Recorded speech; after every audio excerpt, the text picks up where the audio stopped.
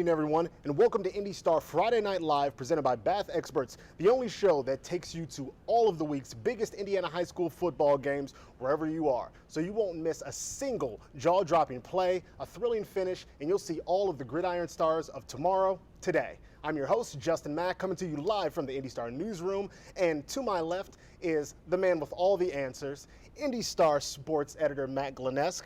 Hey, we got a lot of games this week, don't we? We do, and it's amazing what you can find at Goodwill with this jacket here. You're catching up a little bit. I had to. I mean, you're making me look bad. So. Training wheels, Kawasaki. Exactly. All right, yes, we have plenty of games. We have 9 live games we're going to go into tonight.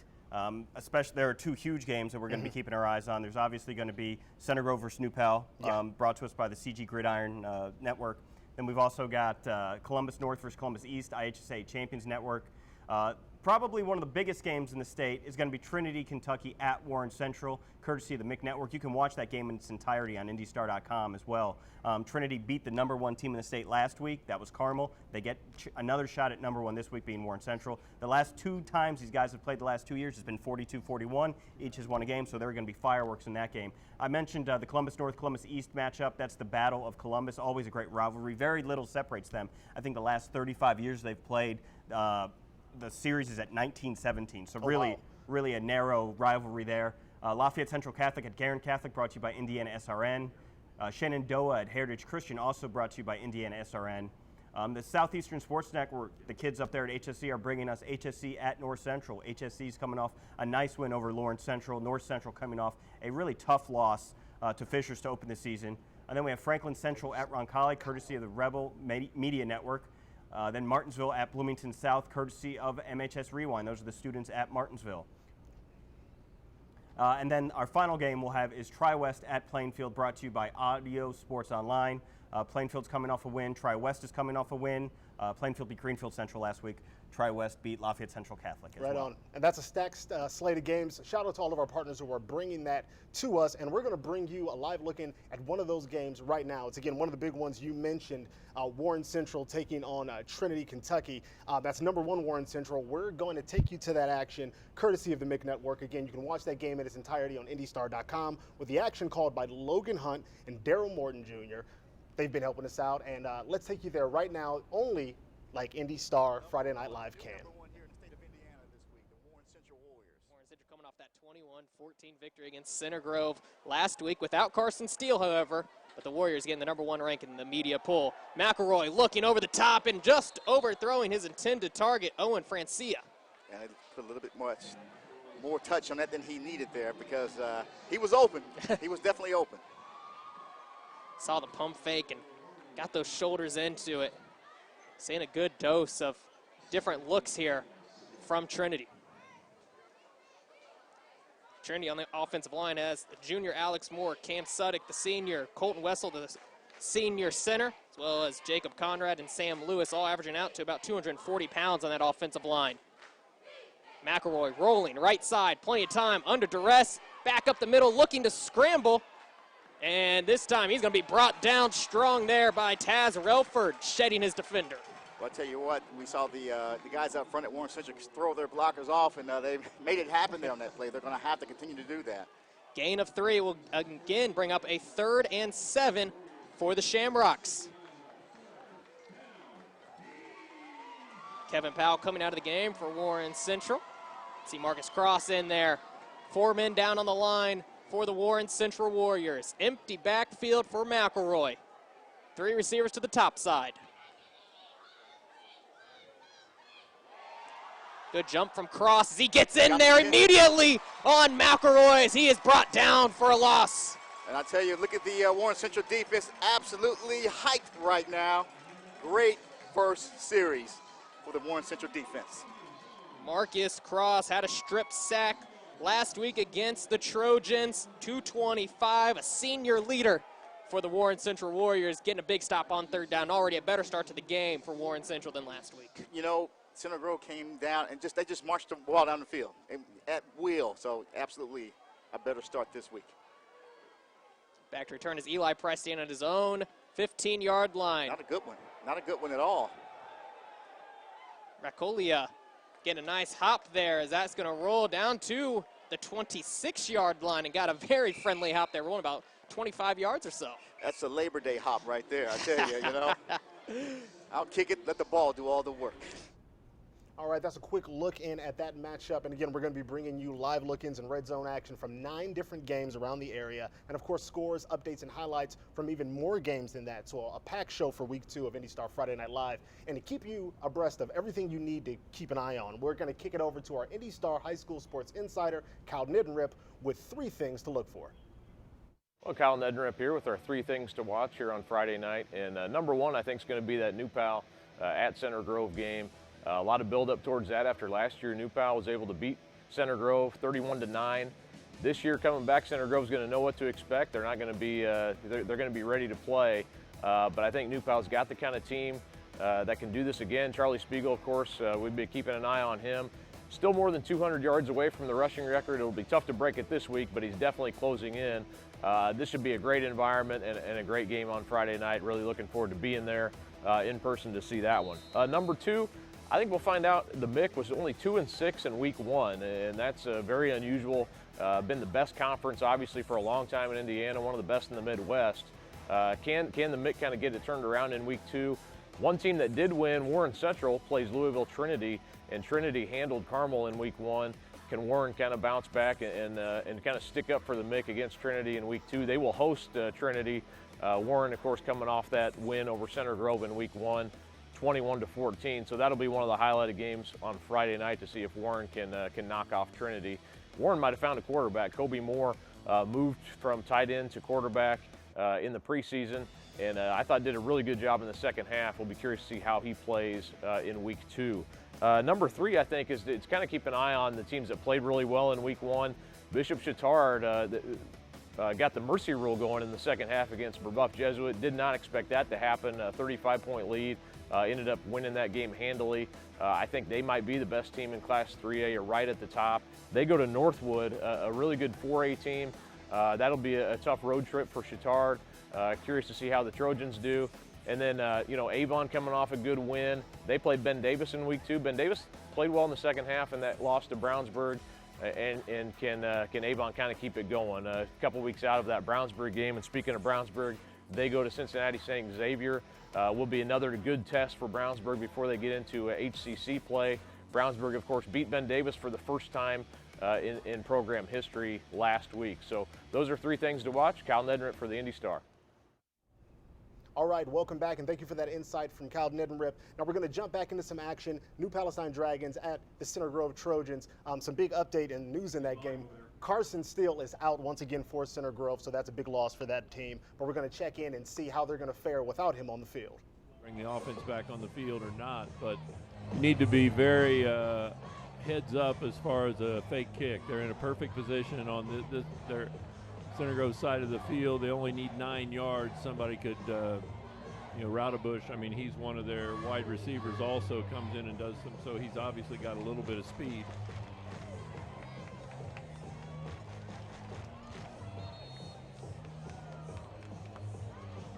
Also, you don't want to jump off sides and give them 5 yards. If you give them 5 yards, they're probably going to end up going for it on 4th down. So we'll be very patient here. Trent Veith, senior, back at the 10-yard line to return this one. Nice hanging punt. Fair catch at the 15-yard line. So we see the Trojan offense for the first time tonight, led by sophomore quarterback Taven Jackson. What a debut for this young man last week, Ted, against a very good Warren Central defense. I felt like he played extremely well. Yeah, I thought Taven Jackson did a nice job of directing his team. I mean, the only thing is obviously, and I'm sure that he learned, I mean, late in that game, 12 seconds to go, he's got to know that he can throw it in the end zone 3 times. Do not tuck it and try to run. Obviously, time ran out. The official didn't help us any by walking in and not spotting the football, but still, the offense played well last week. Mitchell Evans, sophomore, scored his first varsity touchdown last week, 48-yard run against the Warren Central Warriors. Picks up a couple here on 1st down. I mean, Center Grove had 361 yards compared to Warren Central's 275, so I thought their offense came out ready to play and did a lot of great things. Evans, 11 carries, 82 yards last week. Taven throwing middle of the field. He's got a man. Incompleted pass. What a play. He finds Connor Delp near the midfield stripe. Connor Delp played fantastic last week. I mentioned him in the pregame. I mean, 10 carries, 120 yards. He had one catch for 16 yards, and there he had another catch for about 35 yards. A great, that ball is thrown just a little bit high. If he was able to catch it in stride, he's probably going to run for a touchdown. He's probably one of the, if not the fastest guy on the Center Grove football team. 32 yards on the completed pass. Great job by the O-line to give Taven plenty of time on that pass, and now they go to the ground with Connor Delp. Last week, Connor. Plenty of time on the play clock here. Moore gets the check from the sideline. Again, this is number 1 Warren Central taking on the Trinity Kentucky Shamrocks. And here it Let's is check for in. Wells, and immediately brought down. Charlie Eli breaking through unscathed. 4th down turnover as the Shamrocks get a much-needed stop and great starting field position. Well, we talked about all night that with this first possession here, their defense, they had been keying on the run, and Charlie Eli, the junior leader on the defense there, came through and made a play. Shamrock football. Absolutely nowhere to go for Randy Wells. He's having a tough start to his day as the Shamrocks. 3rd down and 2, which is very doable, So let's jump back into especially with the offensive line Center Grove had. But the action is still going. Center Grove still driving after that really sweet pass that got him to midfield. And right now they have the ball possession and 3rd and 2. Let's jump in. Jackson under center. Split in the backfield. Connor Delp, he's got the first down. Inside the 40.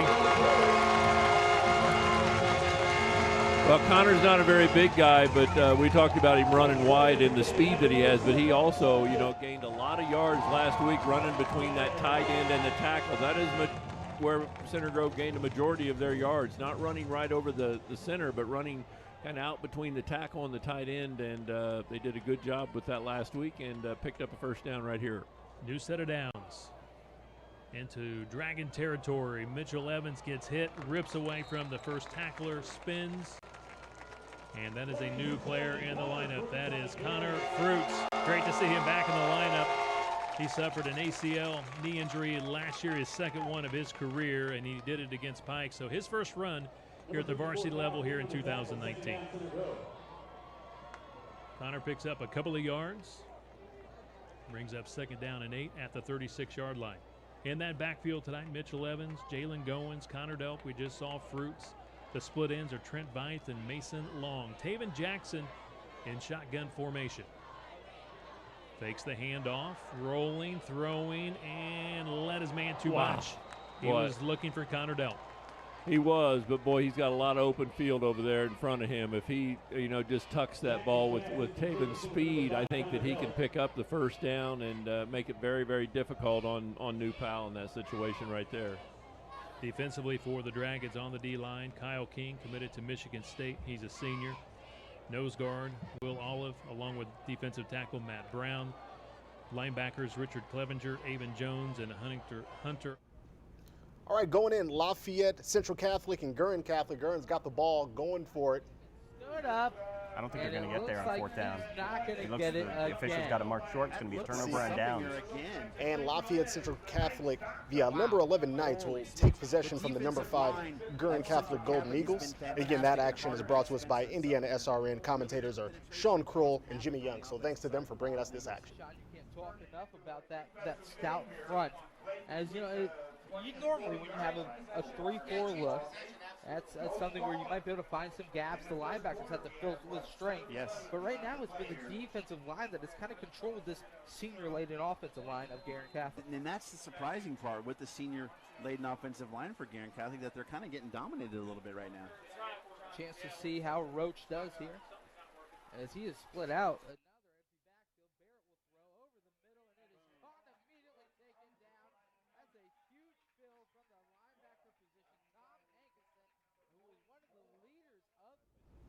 Jumping back over, Center Grove's got the ball and a first down on the 26 as they're taking on New Pal. Again, that number 1 and number 4 game brought to us by the CG Gridiron Production. Shouts out to them. Let's check in now.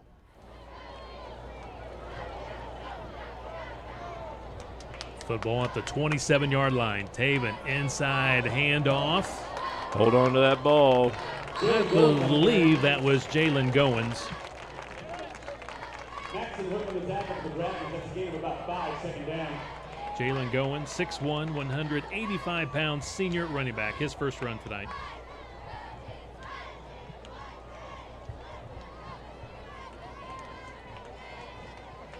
Picks up 5 yards, brings up second down and 5. Again, last year these two teams played for the first time ever on the football field. Center Grove losing 31-9, so the Trojans obviously here in the rematch want to show this New Palestine team what Center Grove football is all about. Trying to show some Trojan pride here tonight. Fruits, some tough yardage. He's to the 20. That's Connor Fruits on the carry. Couple of yards for the junior Connor Fruits. Official timeout.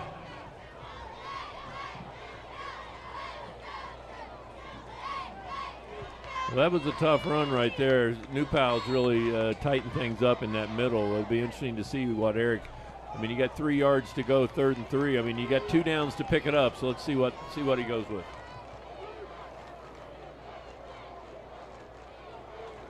Hand off Fruits, and he's chopped down at the 15, but he gets a Center Grove first down. I don't know who it was out here. I don't know if it was a tackle or a tight end out here on this right side. But All right, let's jump over to the Battle of Columbus. Columbus North with possession in the red zone against Columbus East. And they're going to hand the ball off again. Try to circle left side, getting down toward the goal line. And we got it? Yes, he got did. it. That's a touchdown. 4 yards out. That's something. Well, I'll tell you, Columbus North just flat out wore East down. East defense has been on the field, I should say. 5:37 left in this one. It's once again getting. All right, touchdown in that game, so let's jump back over to the Center Grove game where they've got the ball, second down, and they are also in the red zone. Let's see if we get another score here on IndyStar Friday Night Live. about half a yard. Maxon Hook, senior defensive back, drops him for a 1-yard loss, brings up second down, 11. We're inside 3 minutes to play first quarter. Center Grove on its first drive of the night. The Trojans force New Palestine to punt on its first drive. Center Grove with the football at the New Pal 15-yard line. Jackson in shotgun formation. Weems just to the right of Taven. Taven stands tall in the pocket, now scrambling, looking, and he drops the football, but it bounced right back to Taven. He coughed it up last week against Warren Central when he got under pressure, and does it again here, and he got the lucky bounce. Well, I mean, he's probably got big enough hands that he can handle the football out in the open, but when you're amongst people and there's people chasing you, you need to tuck that football away like a running back would and not have it out there where people can knock it away. Very fortunate that ball was able to bounce straight up to him. He does get a couple of yards out of it. 3rd and 9. Jackson in shotgun formation. Fruits sets up to the right of Jackson. 4 wide receivers set. Throws it to Delp. He's got some blockers. And a good job by New Palestine. They keep him in front. He gets it to the 11-yard line. Yeah, they tried to throw the little bubble screen to the right. They had 3 receivers out to the right. 2 blocking. Connor steps back, catches the football. But New Pal did an outstanding job of covering that, kind of knowing, feel like they knew what was coming, and Center Grove sends in the field goal unit. Austin Watson from the right hash attempting his first varsity field goal. This will be from 28 yards. Harrison Luck, holder. Caden Curry, long snapper. Plenty of leg, and it is good. Well done by the junior. His first career varsity field goal is good from 28 yards out. Center Grove leads it 3-0. Well, that was well done by everybody. I mean, disappointing that the offense kind of bogged down. All right, field goal was good in that game, so let's jump over to Martinsville and Bloomington. Martinsville with possession and the ball right around midfield. And again, this is number 7 Martinsville taking on number 6 Bloomington. Let's check it out courtesy of MHS Rewind. It's been very efficient. Tyler Cox tried to get somewhere up the middle. Didn't really find much. Maybe a yard they'll give him to him.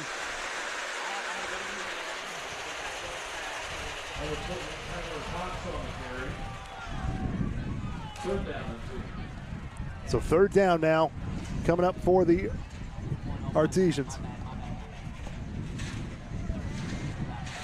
And a quick snap, and Xavier Tonitis just went right up, followed his offensive line, but there was a penalty, so that makes me wonder if maybe the Artesians weren't quite set because it was a very quick snap. We will see what the call is. Coach Moriarty out there on the field near the 40-yard line. wanting an explanation. But Xavier snapped that very quick. Got a great push from the offensive line. But it looks like an illegal substitution for Bloomington South. So it's another penalty for the Panthers.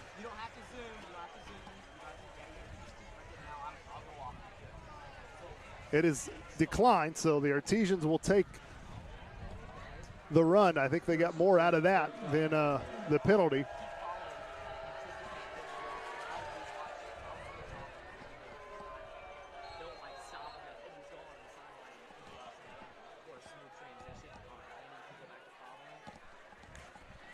So fresh set of downs here. 1:11 left to go in the first quarter. Artesians with the football driving. Xavier in a little bit of trouble. He's going to go backwards. Lost about 3 yards there.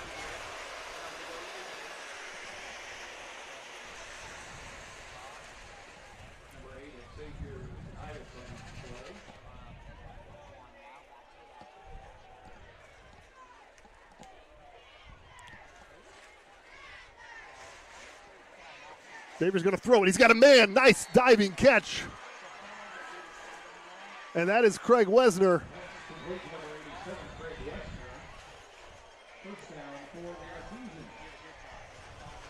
Got a 13-yard reception there.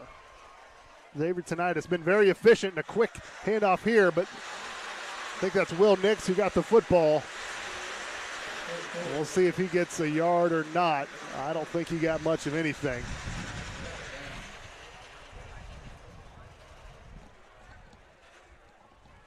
.20 seconds left. We'll see if Coach Whitson calls a play here or just lets the clock run out, and we then move on to the second quarter. Right now, 10 seconds, so we'll see if Coach Whitson wants one more play in this first quarter. He does. Xavier Tinnitus, quick pass to Matt Thomas. Matt Thomas gets a nice block, still on his feet, and tackled around the 15-yard line. So about an 8-yard pickup there. All right, end of the first in that game. So let's go to Hamilton Southeastern and North Central.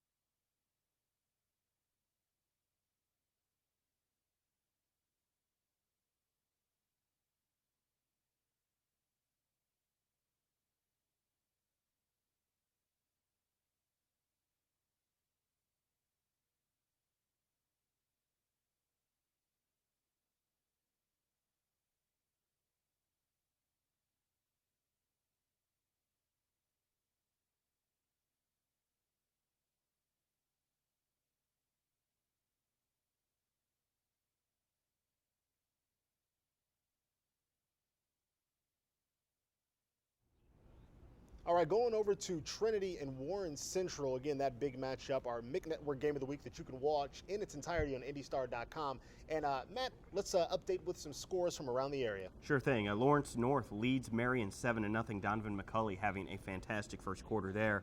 Franklin leads Shelbyville 14-0. Brownsburg down in Cincinnati is up 7-0 on Ohio Power St. Xavier. LaPel leads Franklin 7-0. Franklin Central leads Roncalli 7-0. Fishers is up 14-0 early on Pike. And Warren Central and Trinity, the game we're watching right now, obviously scoreless.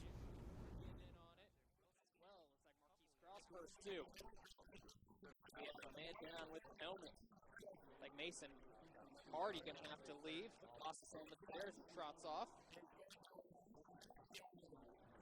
2nd and 11.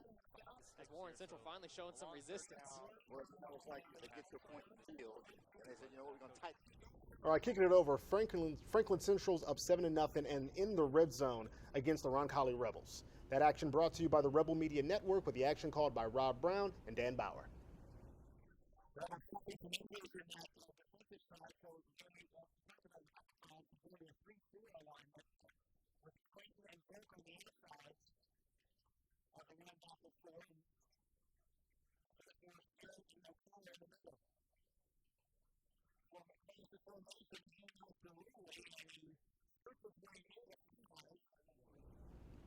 big score from Trinity. Let's take a look at the replay now. There was nobody that was going to touch him as he just leaps into the end zone. Touchdown, Rocks.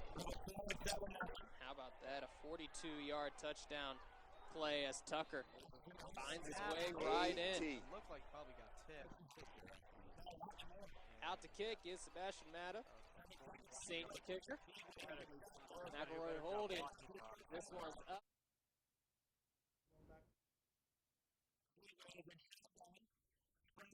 Up in that field.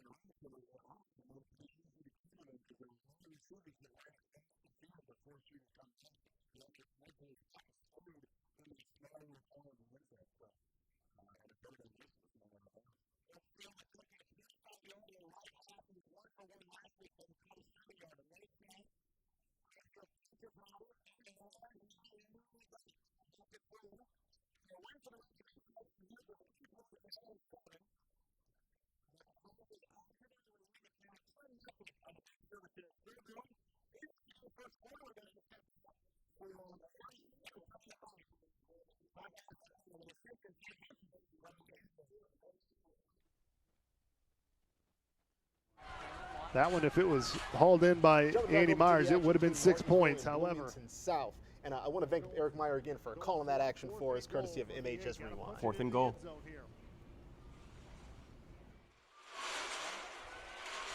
Xavier looking to pass. He's got time. He throws it in the corner, gets tangled up, but well overthrown. And that will do it. Bloomington South stops him. So Martinsville stopped Bloomington South in the first quarter. And then Bloomington South returns the favor.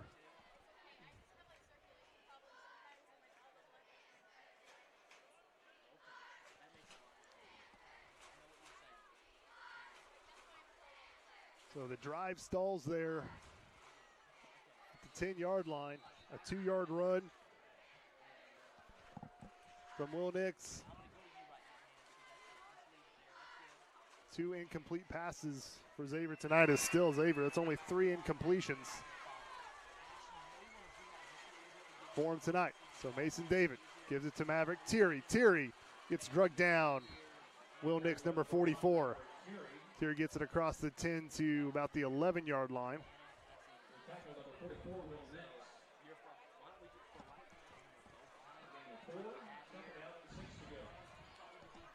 Go up and get it. All right, looks like Lafayette Central Catholic is threatening to score on Guerin Catholic in that number 11, number 5 matchup. Let's check it out now.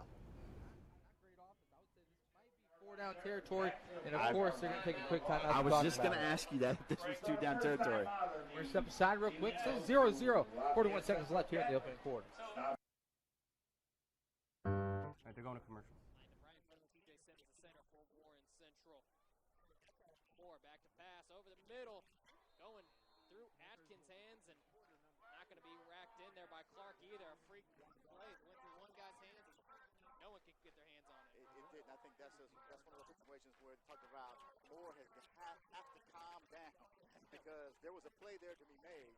Talk about the touch on the football, and it was just a bit much on that one. Well, and just like that, you're looking at a third and long situation for Warren Central. Haven't seen them really look over the top yet as Moore rolls to his left, throwing long on cue for Price. And that's going to be incomplete, but here comes the flag.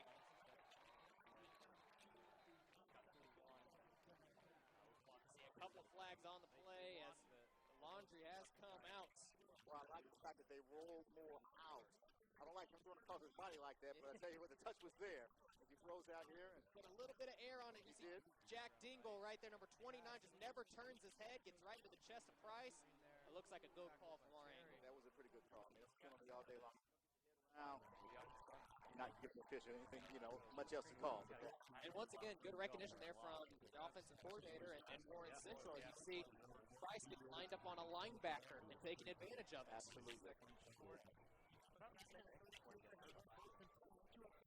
Still think you have to give him some different situations where he can make plays.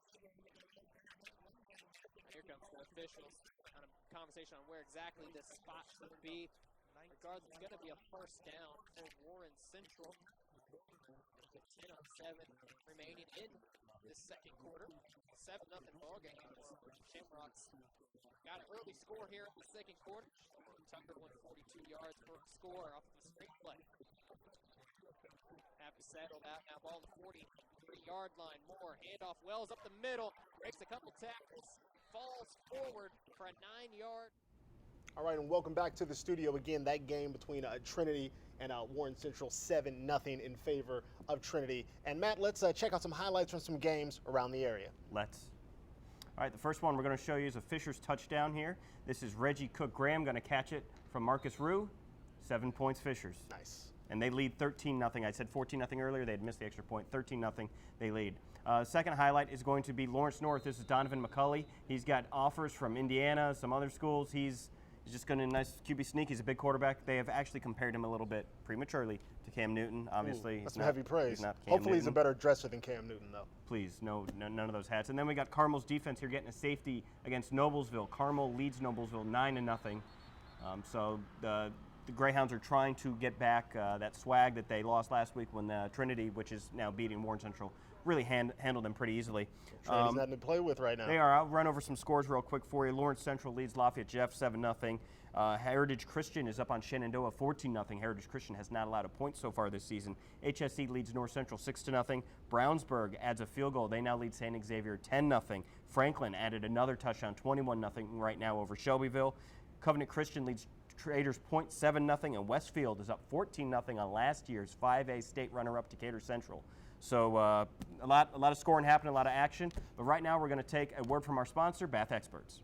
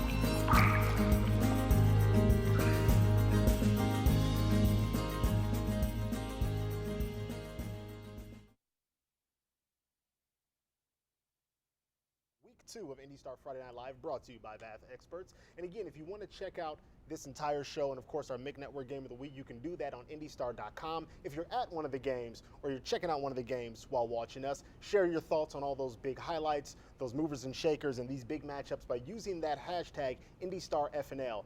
Don't want to brag, but we were trending all night last week, and it looks like we're on the way to trending again. So obviously, you guys are joining the conversation with us, so we appreciate it. So hashtag IndyStarFNL, and we're going to bring you more highlights and more live look-ins and red zone action. The only show that's going to bring you Indiana high school football red zone action throughout the evening. There's one game I wanted to touch on earlier. We had showed Donovan McCulley's touchdown score. This is a really big game for Lawrence North. Marion's #1 ranked in Class 4A. This is a chance for the Wildcats. They had a bad record last year, but they played much better than the record dictated. They're a young team. Pat Mallory has that team ready. Kyle Nendrip thought they might be a sleeper team this year. Against Marion, against the Purple Giants, they have a chance to prove that they are for real. That will be a game worth keeping an eye on. See how Lawrence North does the rest of that night. Absolutely, and we do want to point out that last week we had 7 games, this week we have 9. That's all possible by a number of local network partners who are looking to do the same thing we're trying to do. Celebrate our student athletes who are bringing us a lot of fun action every Friday night, and if you can't make it, we're going to make sure that you make it no matter where you are. Any other big things you're looking out for this week? Any other insight that you have your eye on personally, or do you have any games that you were just a fan of wanting to see go down this Friday night? Well, I mean, that Brownsburg beating St. Xavier in Cincinnati is a big score. 10-0 early. St. Xavier is usually a power out of the Cincinnati area.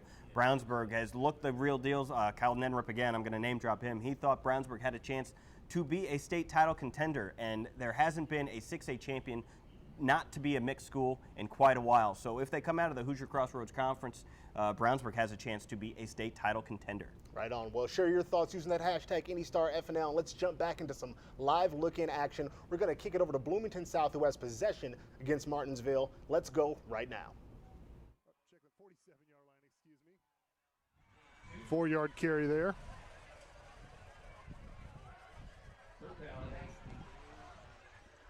So 3rd and long coming up. Last time Bloomington South had a 3rd and long, they had a big pass completion to James Bamba.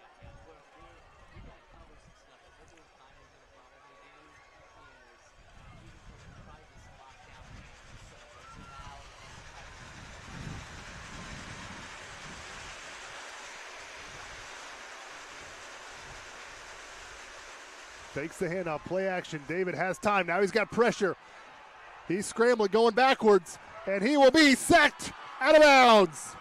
Ethan Potteroff with the sack. And great coverage there by the secondary. Mason David rolled out, was looking, and could not find anybody.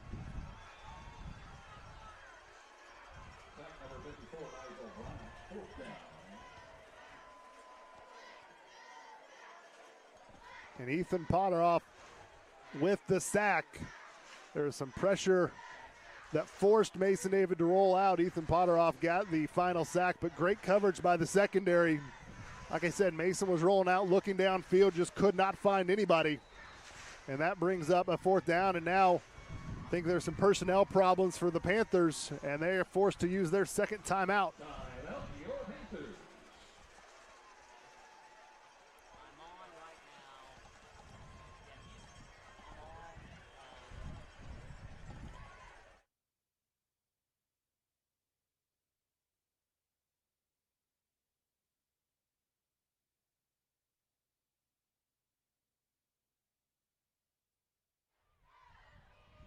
So we are still scoreless here.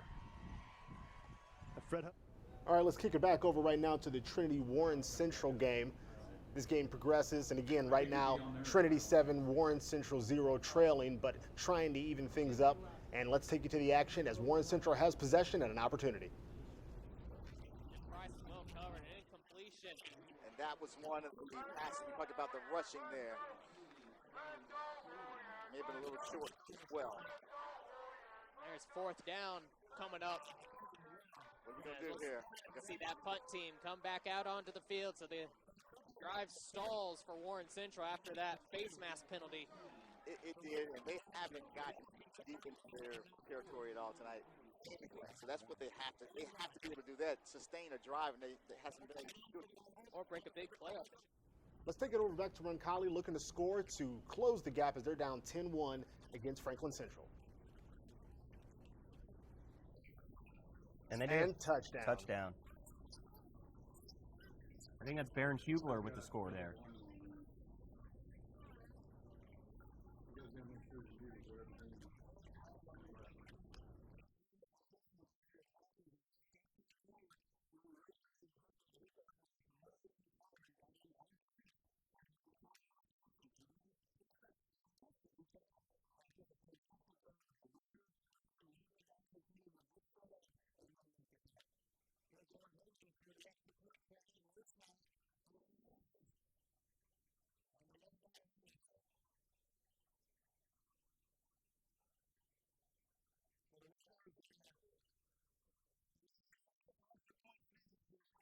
Football. All right, let's kick it over to New Pal versus Center Grove. Actually, not too long ago, Charlie Spiegel, no surprise, scored a short touchdown. And now we're picking up the action as Center Grove has possession, trying to reclaim the lead they had before that Spiegel score. Score is 7-3, and Center Grove has possession. Let's take it away. Weems up the middle into New Palestine territory. The sophomore gets it to the 46, close to another 1st down, just a yard shot. That was outstanding run by Weems, but also your offensive line again, getting a little momentum, moving that defensive line back right there, and Weems able to pick up a lot of yards before anybody even got a hand on him. 2nd down and call it a half a yard. Center Grove with some success here out of shotgun formation. Handoff, Weems gets the first down.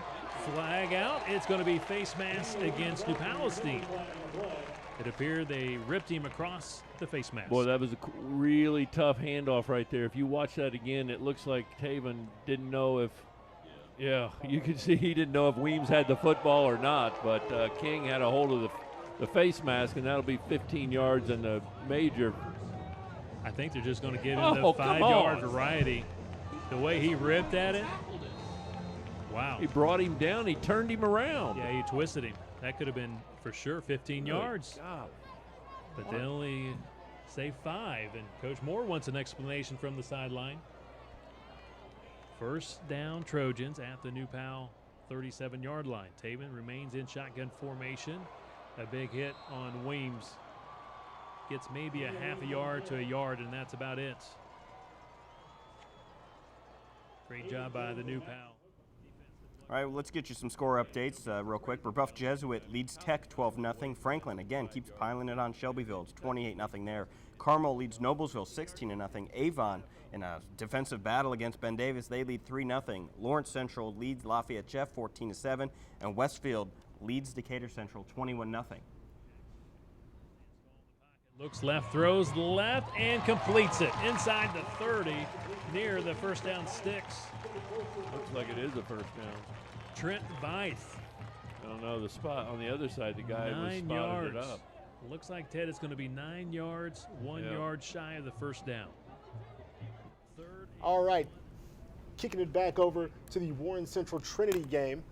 Again, Warren Central moving with possession, seeing if they can even things up against the Trinity Shamrocks, who hold that 7-0 lead. Has some room to run past the 30, pushed out right around the 25-yard line. First down, Warren Central. Outstanding run. He took the ball, shifted to the left, got around the end there, and picked up the yardage, as we can see here. Just bounced that thing outside, and he was on the loose. Great run. This is the deepest Warren Central has been in their opponent's territory in this first half. Moore out of the shotgun. Wells just to his left in the backfield. Moore looking left. Nothing there, scrambling up the middle. Takes a hit, still chucking forward, and finally gets to the ground after a gain of 3. And right there, you saw Eli standing him up. Eli's going to be wherever the action is in the ball. Eli is going to be there. You don't have to worry about that. Charlie Eli will be there. 6 minutes to play in this second quarter. But I think with Moore, I think if he'd have decided to run that just a little earlier, he had more room there. All right, let's break in with a score update. Touchdown for Columbus North against that matchup against Columbus East. And they are looking to even things up here. So again, that battle of the Columbuses going down as North now extends its lead against Columbus East.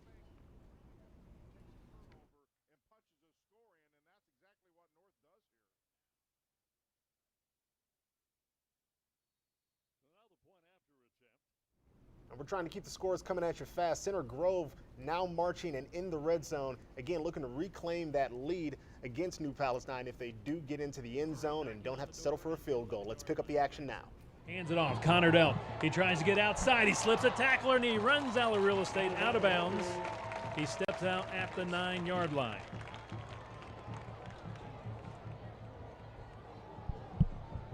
Couple of yards for I'm Connor interested Dell. to see where he stepped out. I didn't see. It looked like he got farther than that. I mean, that's on the 7-yard line. They marked it on the 9. At least the 8, but definitely not the 9. Wow. Whew.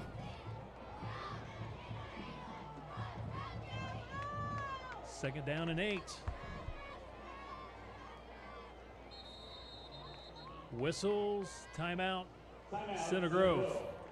Center Grove takes a timeout. Second down and 8, ball at the 9-yard line. Tonight's game being presented by Morgan Insurance Group. Morgan Insurance Group. All right, let's jump over to Warren Central as they are marching again in the red zone, looking to tie things up. Jukes one defender. Jumping in now. 6 for Warren The quarterback who Central. played tight end last year. Kobe Get the Moore shot to play takes it quarterback. himself. Jaden George held down that position for a long time. But look how happy everyone is for him. He had a big game in the second half last week against Center Grove. And just great feel for this. He sees that no one's open. I'm just going to take off and run. They're not going to catch them. That's an easy 6 points for Warren Central. They're right back in this game. Good coverage from the Shamrocks, and Moore doing it himself. Well, I'll tell you what, we know he was a tight end, so he has no problem running through there taking hits with the football. So I think once he decides that he's going to take off when he can, he's going to be more effective for Warren Central. Joe Jackson tacking on the extra point. Which is big. We talked about that in this series between these two teams, these extra points. Absolutely, as we are tied up at 7-all here at Warren Central High School in your MIC Network Game of the Week. We would like to thank Brand Visions for their support of the MIC Network and for all your sports or Let's jump and show you a big 90-yard score from Franklin Central. They are enjoying that lead, and it looks like they're looking to extend it. Let's check it out and see how things played out.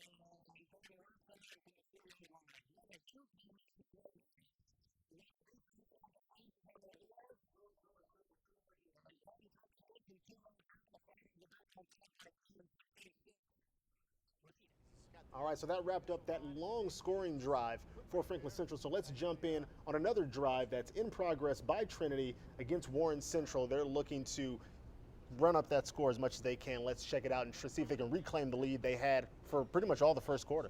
A lot of yards tonight. Just that play alone. Right up the gut. And you see West bouncing to the left side. Hurdling his own receiver, gets to the 18-yard line. Brought down by Stanberry. Again, that play has been there for the Shamrocks as West is about the main bright spot for Trinity. Yeah, and you look at it on this position, they're just turning and handing the ball off on this possession. They're not even passing it. They're actually finding great success. Tucker back in at running back. He'll get the give, and ball's on the ground. Warren Central says they have it, and they do. There's another turnover. Andrew Nelson getting down on it as Tucker is hurt down on the field for the Shamrocks right here. Looks like Kevin Powell was the man to strip it, and Andrew Nelson gets the fumble recovery as Andrew Tucker is being attended to down, or excuse me, Armand Tucker being attended to down on the field. It looked like when he lost the ball, he went to get it, and the defender kind of hit him in the shoulder area, and he just fell to the ground there. But what can you say about these Warren Central Warriors, this defense? We talked about bending, because they have been bent tonight, trust me. But they haven't broken. All right, we're going to jump out of the live action to bring you some highlights from around the area. Let's do it. Well, we got a touchdown here from Mooresville. Nice catch by Tim Casper to give them a 7-0 lead over Danville. Mike Gillen's offense just continues to air it out, and there it is. Nice footwork there for the touchdown. Tim Casper again. Then we're going to go to Carmel. Dylan Dowling, a 25-yard touchdown run here against Noblesville. This has got it to 9-0. It is now 16-0 Carmel over Noblesville. And up here we have a Pike field goal from Zach Smith. It's good. It's good. It was more of a line drive, but it's good. It counts. As long as it gets through. And as long as it gets through, it all counts the same. Here's Charlie Spiegel. We mentioned that short touchdown run earlier against Center Grove. Here it is. That is what he does. He is a battering ram, and it's going to take 5 dudes to stop him, and they stop him, but he's in the end zone. I got a feeling Charlie Spiegel scored a touchdown is a phrase I'm going to say a lot this season. Yes. All right, I'll get used to it. And our final highlight, we told you about this Lawrence North Marion game, how important it was. This is Donovan McCulley again throwing a touchdown pass. This got it to 14-0. It is now 21-0. The Wildcats are leading the top-ranked Marion Giants, top-ranked in 4A, but leading them 21-0. Lawrence North Wildcats might be for real. Right on. And as we cruise getting closer towards that halftime part of the evening, we just want to thank everyone for tuning in with us on IndyStar Friday Night Live, brought to you by Bath Experts. Keep sharing your thoughts and your views from the game if you are there or if you're just watching at home using that hashtag IndyStarFNL. If you want to watch the Mick Network Game of the Week, you can do that in its entirety on IndyStar.com. And you can also hop over and see me and Matt bringing you all this red zone action from 9 different games at once on IndyStar Friday Night Live. So let's jump back into a game right now. Roncalli just in that big matchup, so we're going to take you back into that matchup right now.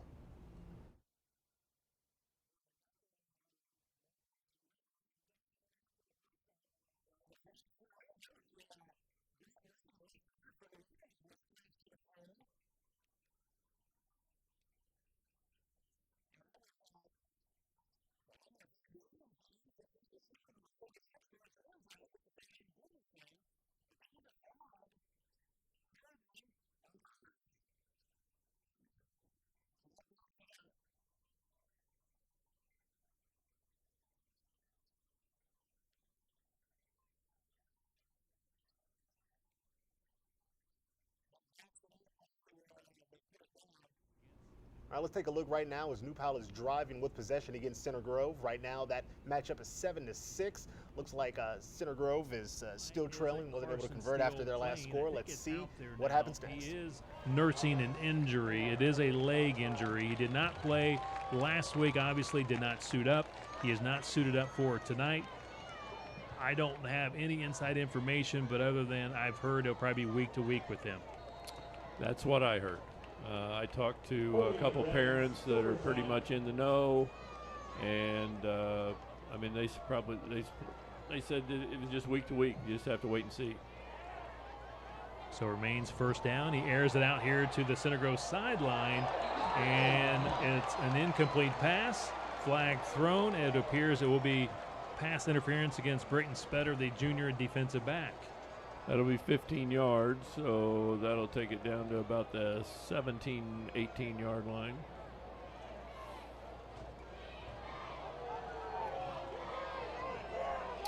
Defensive back just a little bit too aggressive right there. You need to find the ball and play the ball a little bit more than he was just playing the receiver, and because of it, the receiver almost reached over like he was trying, and he just grabbed the defender and pulled the defender into him, and it probably looked worse than it was, but it's probably something that the official's going to call about every time.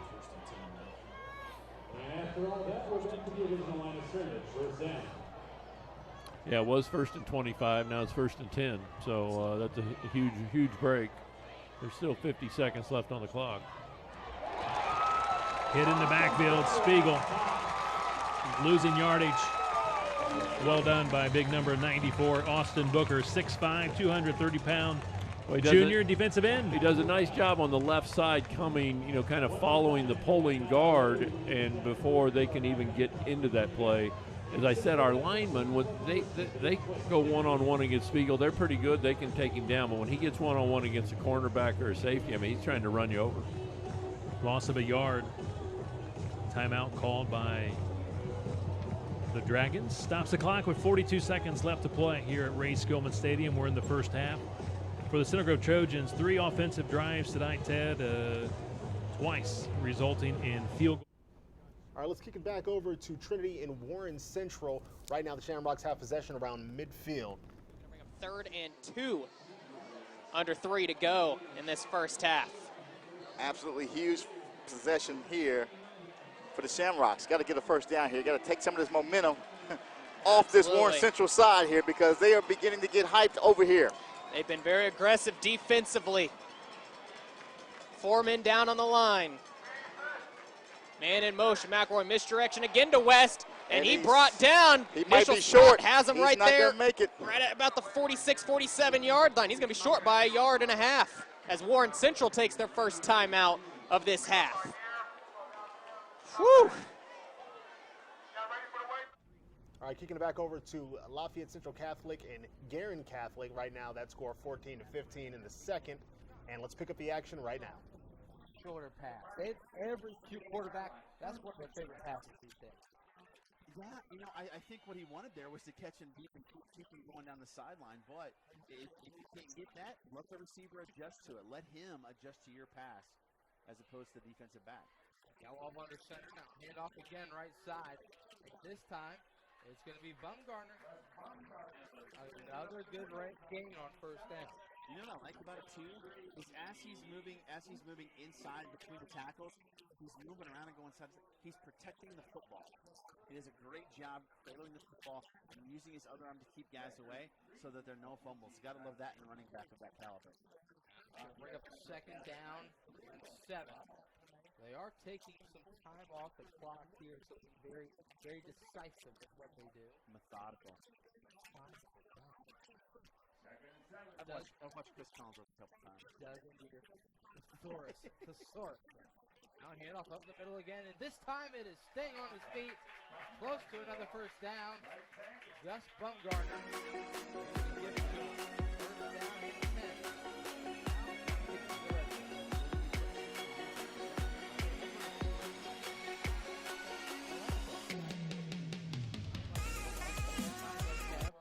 As I continue to grow. You know what I like too is these passes to McGinnis now are keeping the DBs honest for LCC, which is allowing Baumgartner to get more space once he gets past that first wave. First play inside of the red zone.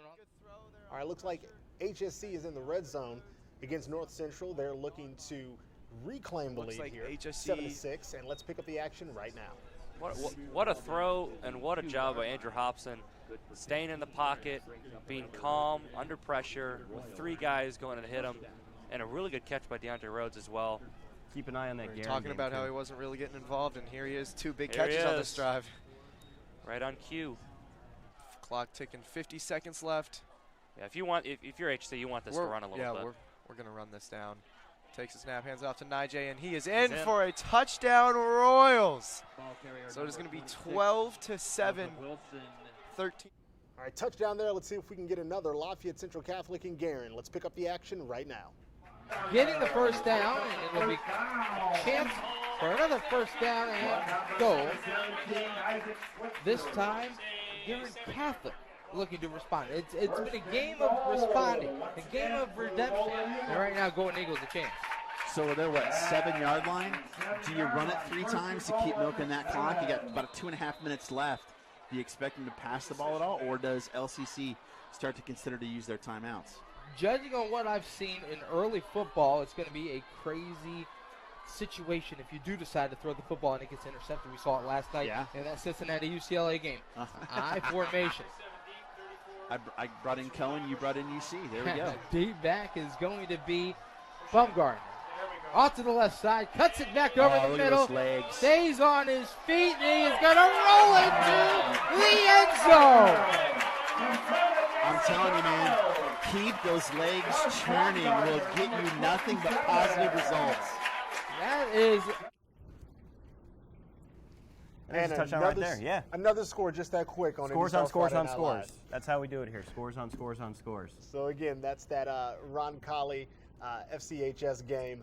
They're enjoying that 17-6 lead. At least they were until that latest play. Let's pick up the action right now. I mean, Franklin Central, also it needs to be said, they handled Decatur Central last week. And as mentioned earlier, Decatur Central was a Class 5A state runner-up, so there's a lot of talent on that Decatur Central team. And the Flashes handled them, and they are handling Roncalli right now at Roncalli. So just really, really, really well done here by Franklin Central. We're going to toss it now to the Warren Central Trinity game as the first half winds down in that one. Down once he turned there. That's maybe what the official was seeing. I tell you what, if you're in Louisville, you didn't see that. Let me tell you that right now. For sure, as DeAnthony Perry thought he had it and was waltzing in for 6. I thought it was a fumble, but and I have family in Kentucky. So. Well, the McNetwork would like to welcome back Papa John's as a title partner for the McNetwork Game of the Week. With over 30 locations in the central Indiana area, great pizza is always nearby. So after the game, enjoy a hot, delicious, sizzling Papa John's pizza. Better ingredients, better pizza is always from Papa John's. And when you support Papa John's, you're supporting high school athletics. Tell you, I had a slice right before we came up here.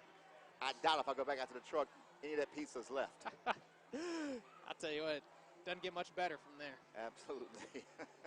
Want to remind you at halftime there, honoring the 2009 state championship team and what was the drive that Warren Central took down Carmel Greyhounds at Lucas Oil Stadium. Make sure you stay tuned during halftime as we got an inside look with Shakir Bell, the 3,000-yard rusher for Warren Central. Wells back to punt it away. Gets a good boot. Fielded at the 45. White with some room, but going to be hit initially there by Leal Warren as he falls forward to the 45-yard line, a 10-yard return, and the Shamrocks, it's a very short field. I tell you, Warren knocked him off balance. He's just spun around and just, like you said, fell forward for a couple of yards there. But again, the Rocks, this is actually pretty good field position with 1:33 left here in the second quarter. Opportunity to do something.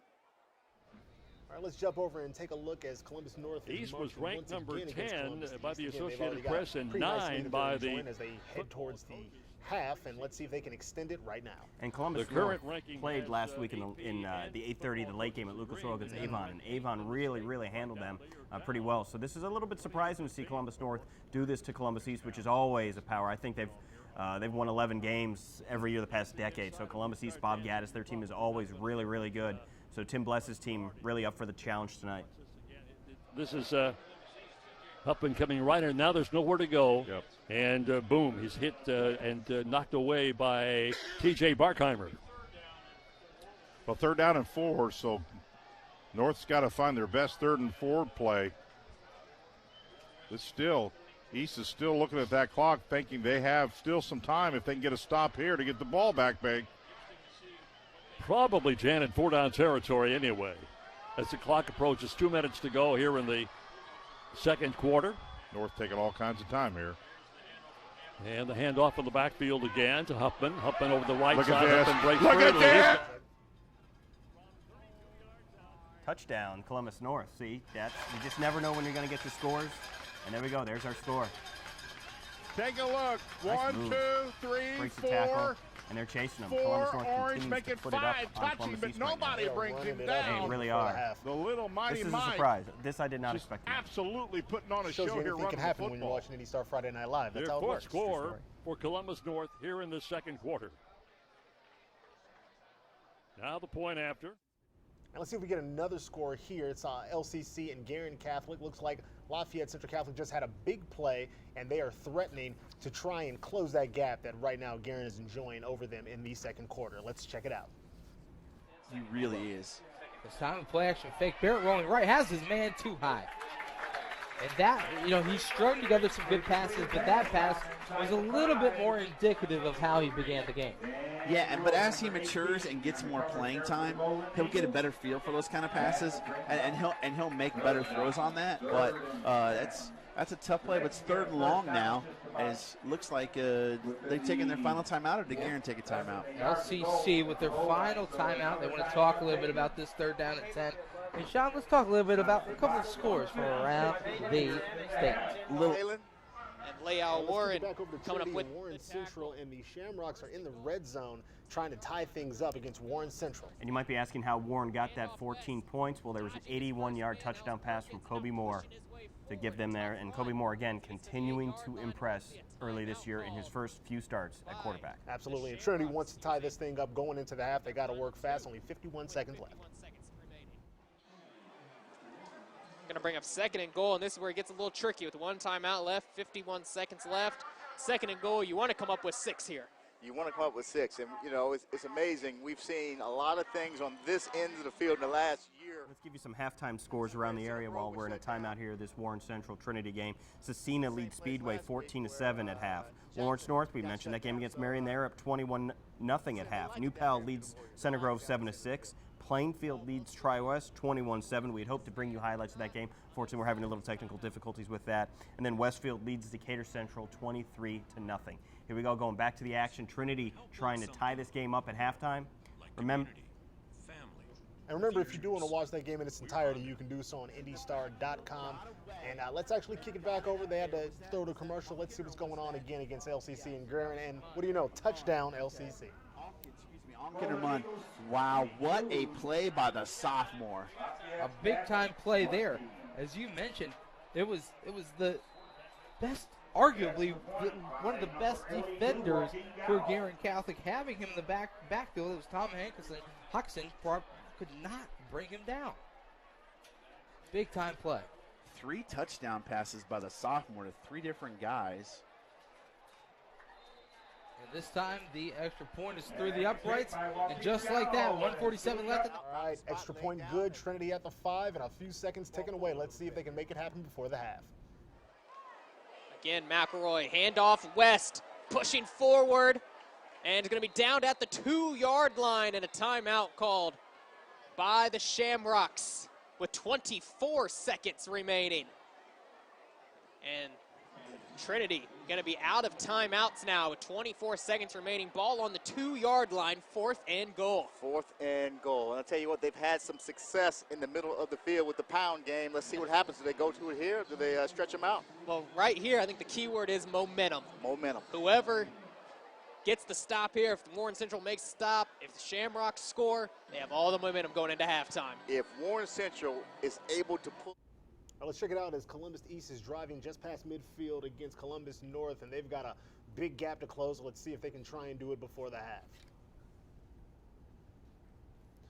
And again, if you want to watch our MIC Network Game of the Week or check out IndyStar Friday Night Live, you can do that on IndyStar.com. Make sure you're using that hashtag IndyStarFNL to share your thoughts and all of the action. If you're at one of the games, make sure you share a highlight of your own, a photo, maybe a selfie from the stands, anything you can. And right now, let's keep it back on the action.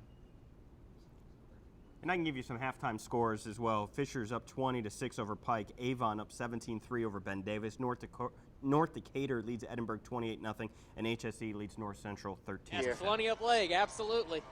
We're going to throw it back to the Warren Central Trinity game.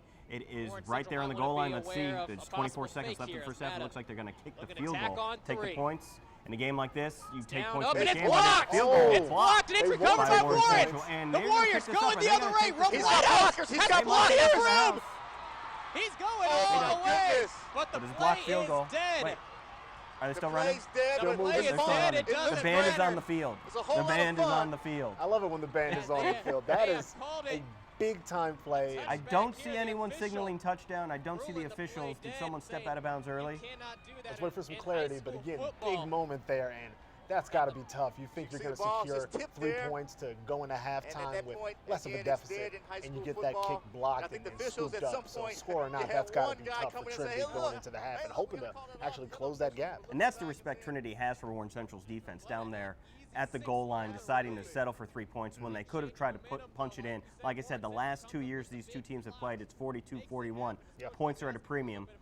The official's going to tell us what the call is right now. Let's see what the call is. I don't think it's touchdown. Warren Central coming out with definitely a not huge touchdown. block with 4 seconds He's not walking like on it's the No, clock. no. Well, the ball's being spotted at Coach 20, West wants an so explanation. guessing Coach, it's high it's school gonna be football. Warren That's your Central's probably gonna explanation take a there. knee You can't here. do Well, if that. they called the Go to play, the then there half. should be some more time on the There clock. should be That more time on 20 the seconds clock. did not run off the Big block by Warren Central to keep that 7-point lead. alive, so they haven't caught that.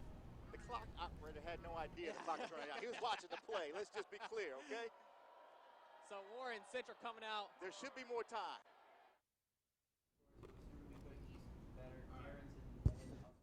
All right, let's check it out. Jumping back over to Columbus North and Columbus East. East in the red zone, even though they do have a huge gap to close. But again, looking to start doing that now, and maybe hopefully the defense can jump back in and maybe defend what's been going on the other side of the ball there. Yeah, I mean, that's what you hope happens in Yeah, football. hope. Yeah. Score and then don't let the other team score. Sounds like the premise. Yeah. At least yeah. I've been told. I learned that playing Madden all these years. So let's see what the Olympians do here. Going to drop back the pass. He's thrown it. Has he got it? What a grab in between two defenders. Well done. He's strong with the ball. That's a touchdown. That is great concentration. Go up, celebrate. Columbus East not going away, and you knew they wouldn't. In this game, in this rivalry, the whole town is there. Orange versus blue. A big touchdown right here. And again, you mentioned how strong that program is, so it's no surprise that they didn't let that big lead throw them off their game. They just stuck to what they do. They march, and they're back in the end zone where they feel they belong. Let's see if they can keep getting there. I think they're going to go for 2 as well to try to get to 21. Oh, I do like to that. get to a 2-touchdown deficit. And you know Bob Gaddis is going to get this team in at halftime, make adjustments, and be ready for that second. This second half in this game really could be very interesting. It looks like they're going to call timeout before they go for 2, though. We'll see if they get that too. But again, it's nice to see them not get flustered and keep on plugging away. And now we're jumping over to LCC Garin. A lot of these games, as you can see, wind into the half, so a lot of teams are doing their best to make the most out of the few seconds they have left to go into the half with some momentum or hopefully a score in the best case scenario. Looks like Garin's got the ball here at the 6-yard line, 24 seconds left. Let's see what they can conjure up. Sean Stradamus, are you thinking a run here? I am. I really am. Oh, and there's the first one called. They want to talk about it. 19 seconds remaining here in the opening half. 22-21. We'll be right. Oh, we're going to keep it right here, Sean. Halftime, we're going to have a special guest that you chose for us. I'm so excited to have him on, and we can chat about Garin Catholic sports. Yeah, I know. I went down to talk to Ryan Davis. Looks like Ron Colley going forward on 4th and 4. Ooh, and they're not going to get it. You got to feed the worms sometimes. No, but again, I like it. Like I mentioned too, this is seconds winding down in the first half. Everyone wants to take their best shot before they can, and if you got pretty decent field possession, there's really no harm in at least going for it. Here's that 2-point conversion over at Columbus East, Columbus North to get it within a 2-touchdown lead, and that's not going to happen. Snuffed out there by the Bulldog defense. So again, this is going to sit more than likely at that 35-19 unless something major happens in these last few seconds when the ball gets turned over again in this matchup between North and East. And again, keep sharing all of your thoughts and views from the games using that hashtag IndyStarFNL. Watch our MIC Network Game of the Week in its entirety on IndyStar.com. And a big thank you to all of our local network partners who are allowing us to bring you 9 games all at once, red zone actions. As you can see, it's a lot to keep up with. We're going to jump into these scores as they happen, and these teams aren't playing around. It's week 2, but they're playing like this is the last game of the season already. Yeah. Yeah. Yeah. Yeah. I mean, sure. I mean, I usually like to slack early in the season, see what happens. No. That's what I'm doing on the show here. Well, I like it. Anyway, we do want to thank you guys for tuning in. I actually want to give some quick shout outs to, of course, our sponsor, Bath Experts, for bringing us this action. And we are going to actually take a quick 60-second word from them.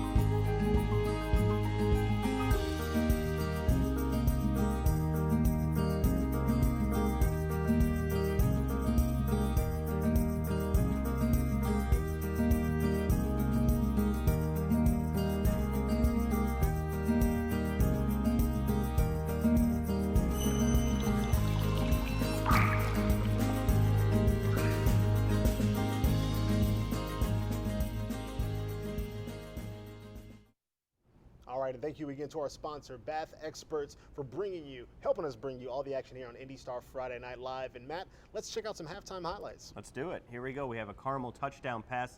Gish over here over the middle, taking it, and he finds daylight. Touchdown, 16-0 at that point for Carmel. I think their lead is now larger than that. I think it's 23-0 Carmel over Noblesville. Second highlight we're going to show you. Again, we've talked about this Lawrence North Marion game, and this is Trez Hall with a long scoop and score off a Marion fumble. There it is. I'm going to give me it. Where's the ball? I got it. I'm Fall going. on the ball. Yep, that's what they tell you. Fall on the ball, but he's going to pick it up and he's going to go. And that's going to be a long touchdown. And again, it's 21-0 Lawrence North. They're really feeling good over there with the Wildcats program. Pat Malloy doing great with them. Here's another highlight. We got Avon quarterback Henry Hessen, one of the best in the area. He's going to drop back. He's going to air it out. And he's got a man, and they're not going to catch him. That's a touchdown. That's a nice play. Well done. Stretching out and going to get it. Yep, that's what we like to see here. The best plays. Here's a field goal from Center Grove to get it to 7-6, which is where it stands now. That's a nice long field goal, and Center Grove has a long history of really good special teams play. So nothing's changed there under Eric Moore. And our final highlight right here is going to be a trick play here for Danville. Danville versus Mooresville. A wide receiver pass to Luke Wooten. Oh, yep, man. he's open. He had to wait for it, but got there, and then, nope.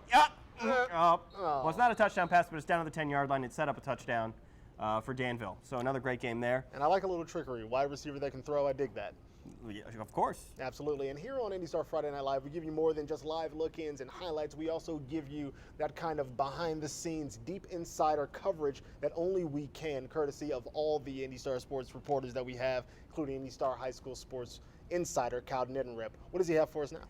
Well, Kyle has a great story in today's newspaper. You can find it on IndyStar.com. It's about a former Colt named Rick DeMulling, who was an offensive lineman. He is now an assistant coach at Traders Point Christian. He decided to uproot his family. They live in a 7-acre suburban home in Hendricks County. He's going to move them to the Brookside neighborhood on the near east side of Indianapolis because he says he felt compelled by God to move there.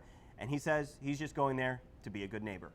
Got drafted by the Colts in 2001, spent 4 years here, and then 2 years in Detroit, and a cleanup year in DC to round out 7 years. She was a travel nurse, and we were in 3 or 4 different cities in the United States. Once we decided we wanted to start a family and settle roots, Indianapolis was an easy choice. And make that hole huge for the backside cut. I have fallen in love with Knights football, so it's Traders Point Christian Academy. They have you get away from when you're playing football or coaching football that all that you care about is wins. That is not the case here. It is, we're going to create godly men out of these young men, and then we're going to think about football. You guys will double team this guy. I mean, we're never going to apologize for winning. That's our job, is to go win, but there's a way to do it that's going to glorify the Lord and take the selfishness out of it and just, I mean, we want to win, we want to beat our opponents, but we also want to do it in a way that's glorifying the Lord. I feel like that's how we're called to do. I mean, it's a hard calling because our flesh is all about us, but we have to push that off and just focus on what does God want me to do. It's a difficult challenge, but it's worth doing. But I love the fact you came off the ball. Keep that up. Our church is really pouring efforts down into the Brookside area to help revitalize it, but without re-gentrifying it and pushing people out. So we wanted to get involved, and so we bought a couple of properties down there, and then we did what is called a road tour, and I thought, like, hey, maybe we can move down here. This was several years ago, and we just weren't quite ready yet. So we live on 7.5 acres up on the north side of Brownsburg. Love it. It's kind of our dream area. And next thing you know, my wife turns to me, she, recently said, I think we're being called to move to Brookside. Obviously, it wasn't a physical call. We just felt really convicted that living where we were living, like I said, we were keep people at bay. Like, hey, you can come in when we tell you to, and we weren't fulfilling what God called us to do, which is to love everybody, to be good neighbors, to be good people, and we wanted to model that for our children. Do our stuff. Do our stuff. Step, punch. We're all God's children, and so we're called to love everybody no matter who they are. Even if we're on the football field playing hard against them, doesn't mean we have to be mean to them. Doesn't mean we have to be rude to them. You can play the game of football in a way that honors God. And hopefully that can translate into being a neighbor.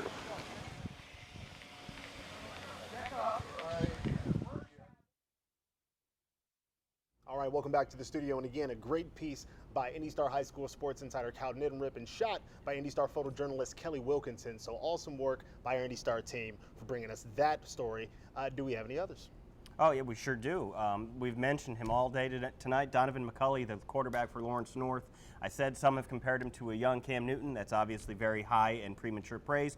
But they are leading the #1 ranked Marion Giants in Class 4A. They are leading them 21-0 at halftime, and a lot of that is because of quarterback Donovan McCulley. I envision myself just being one of the best quarterbacks in Indiana.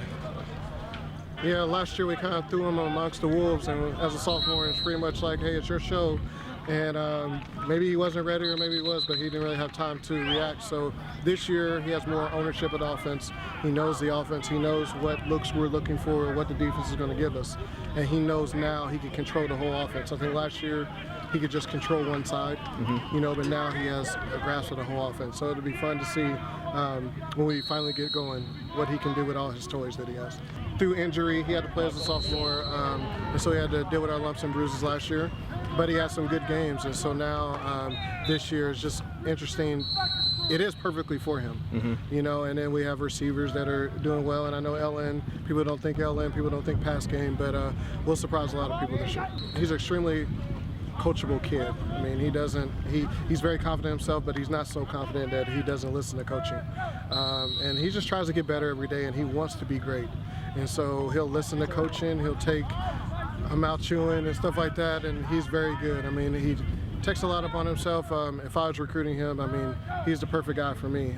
But it's my job to make him look good enough so everybody can feel the same way about him that I do. Like, I really want to turn this program around, Stockton City.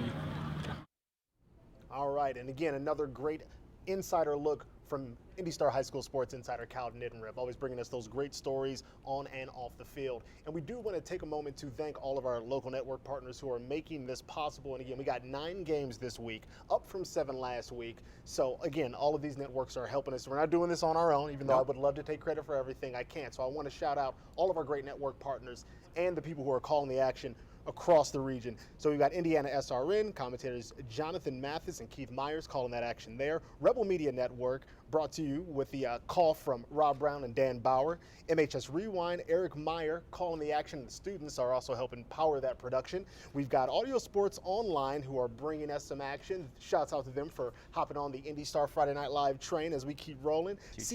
Choo-choo indeed. Boiler up, by the way. Sorry, I had to get that in there. CG Gridiron Productions with the action called by Kevin Conrad, Ted Kitchell, and Rick Embry. Full team bringing you some full coverage. Of course, the Mick Network with that Mick Network Game of the Week. Action called by Logan Hunt and Daryl Morton Jr. Southeastern Sports Network with the commentators Turner Graves and Tyler Groves. IHSAA Champions Network, of course, with the commentators Jerry Baker and Jan Bosher, and the Indiana SRN with commentators Sean Kroll and Jimmy Young. So thank you to everyone who is helping make IndyStar Friday Night Live, presented by Bath Experts, the one and only Indiana high school football red zone show that you're going to find anywhere. Speaking of live look-ins, let's go to some games. What do we got? Well, we got New Pal Center Grove. Sounds like a good one.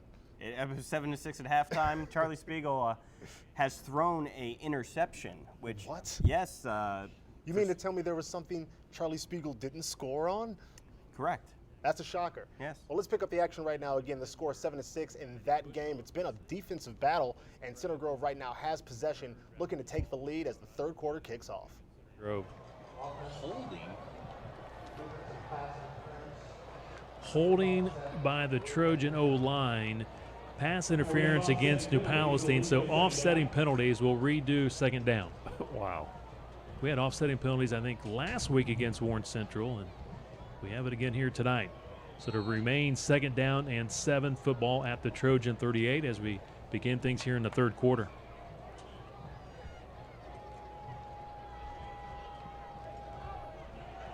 Connor Delp, he finds an opening. He's got the first down, stiff arm, and across midfield, out of bounds at the 44. Connor Delp is continuing to be really focused on what he's doing. I mean, they're creating a small hole. He's coming down between the guard and tackle right there, and he's able to bust it to the outside. All right, again, so as you can see, second half of these games are kicking off, but before we get into that action, let's check out some highlights from around the area. Sure thing. We had teased the Spiegel interception. Here it is. It was down deep in their zone. You know they're going to load the box on them, so they try some trickery. It didn't work. Center Grove snuffs it out. Interception there in the end zone. That's why that game is still at 7-6. Here is another field goal from Zach Smith. This is his second of the game for Pike. The Red Devils, though, still trail Fishers 20-6. I promise you the kick is coming. It is coming. There it goes. Hike. In the air. And it's coming right toward us, though, so it's just sneaking in. Just made it. It all counts the same, like we said earlier on an earlier Zach Smith field goal. And then we have Carmel touchdown run here by Christian Williams to put them up 23-0 over Noblesville. Carmel trying to get the sting and the taste out of their mouth from last week's opening season loss to Trinity. They're doing it 23-0 over the Millers. All right, so again, we're going to jump back into that New Pal Center Grove game and see what happens next. Texas Roadhouse by Pointer Sheet Metal and by Costco. 5 yards. Texas Roadhouse was pretty good tonight, wasn't it, boys? I'm ready for a nap, Ted. Put me in a coma.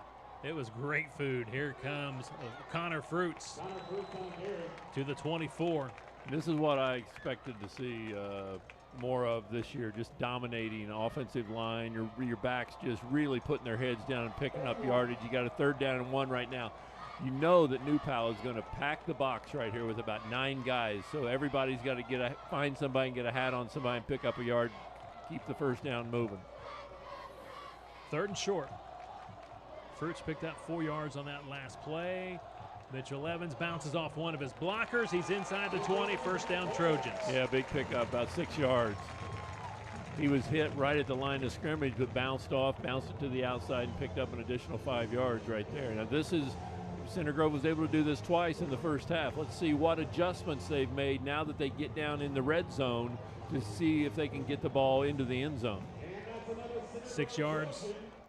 All right, let's jump back in as Martinsville is driving. Right now, that score is still 0-0. Can he come down? That is He no does. touchdown. Xavier And Canitas walks in with the for touchdown the pass score. there for Touchdown. Martinsville. Big play there. First Strike scoring West. play of the game. And that kind of surprised me. I thought there were going to be a lot of points scored in this game. We are in the 3rd quarter, and we have our first touchdown of the game.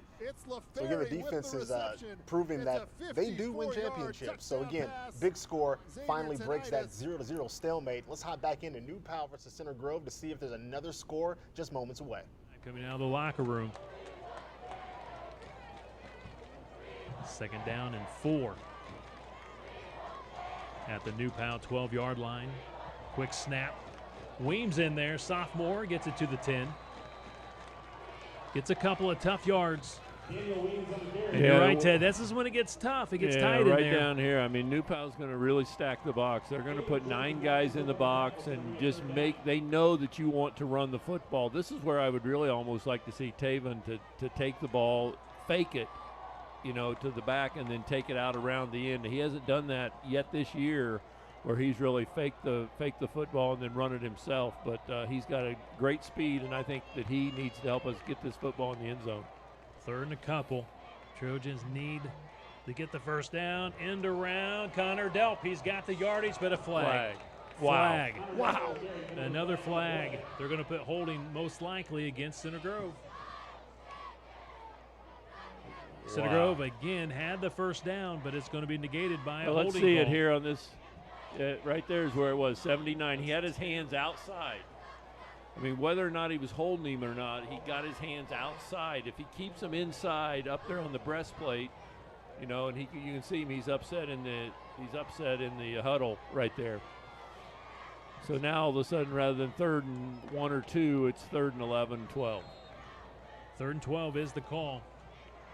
Jackson in shotgun formation. You're going to have to complete a pass. Somebody's got to run a good route. You got to complete a pass. Taven throws low, it's going to be off the turf. Incomplete pass. So 4th and 12. So once again, the penalty, the big bugaboo for the Trojans. Well, I don't understand that play right there. I mean, if you're going to, what good is 5 yards going to do for you? I mean, you need to pick up 12 yards. Your guys have to run down 12 yards, get to the first down. I mean, it's useless picking up 5 yards. I don't understand that play. 37-yard field goal attempt by Austin Watson from the right hash. He's 2 for 2 tonight from the right hash. Good snap, good hold, plenty of leg, and it's good. Once again, he's 3 for 3. Wow. And Center Grove takes the lead once again, 9-7. Nice job by Austin Watson to come ready to play tonight, to come focused. I mean, how many times do you have kicked 3 field goals in a high school football game? Not many. I mean, maybe 3 extra points, but not field goals, and yet he's been right on all 3, and nice job. Well, I told you about those Center Grove specialists. Big field goal there. The Trojans take the lead 9-7. Now we go back to HSE versus North Central, courtesy of the Southeastern Sports Network. Just going to hand it off to him right up the middle. Gain of about 2 yards. Another first down run. I was about to say we're coming out with the same look, playing conservative here to start the half.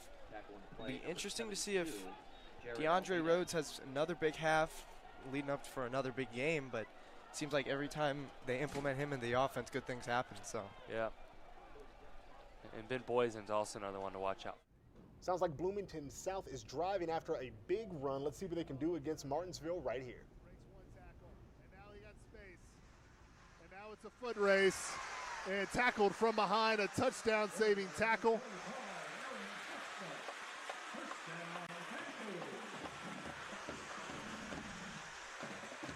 Try to see who that was who made that tackle.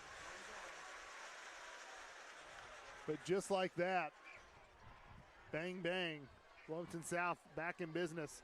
That was Larry Bland, I believe, who made that tackle from behind. Fakes the handoff, rolls to his right, incomplete pass.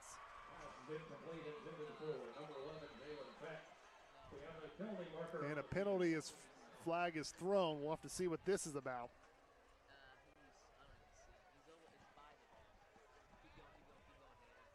That was a 38-yard run by number 25, Aaron Chestnut. And another penalty for Bloomington South. I think it was an ineligible receiver downfield. That's our second penalty of that nature. The 6th of the night.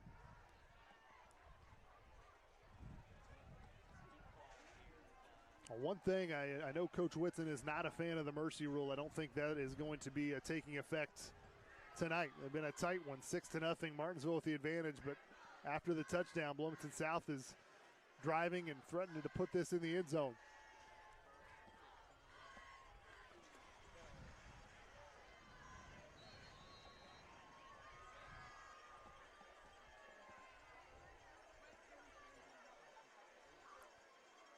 Hands off, Chestnut.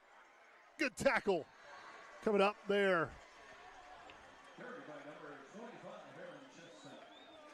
I think that was Adam Field who came up with that tackle.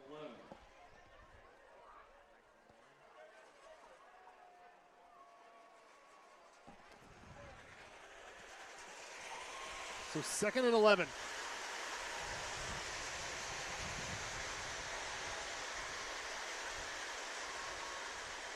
Chestnut up the middle, gets hit around the 5, so maybe a yard or 2 shy.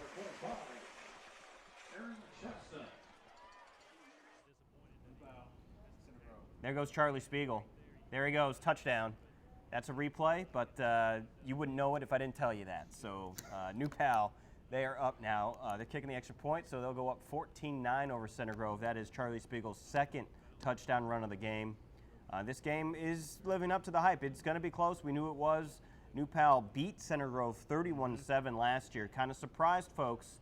There won't be a surprise this year. But Bloomington South has a chance. We're going back to Bloomington South Martinsville. They're looking to score as well. Nice stop there by the Martinsville defense. They are really flexing. They haven't allowed a point yet tonight, and they don't want to let up a point right now. It'll be interesting to see how they go. Again, this will be a 4th down, but they are down 6. Down play. Big go play for it here for with 1 yard. Martinsville. Yes. See if you can get in. You go for it. You don't settle for the 3. You trust your offensive line to get a push and get that 1 yard right here, because you have a chance here to take the lead. All right. Well, if you kick the field goal, you're still trailing. I know it's early in the second half, but trust your team to get a yard. Chestnut to his left. Going to fake the pass and touchdown. And guess who? James Bamba with the catch.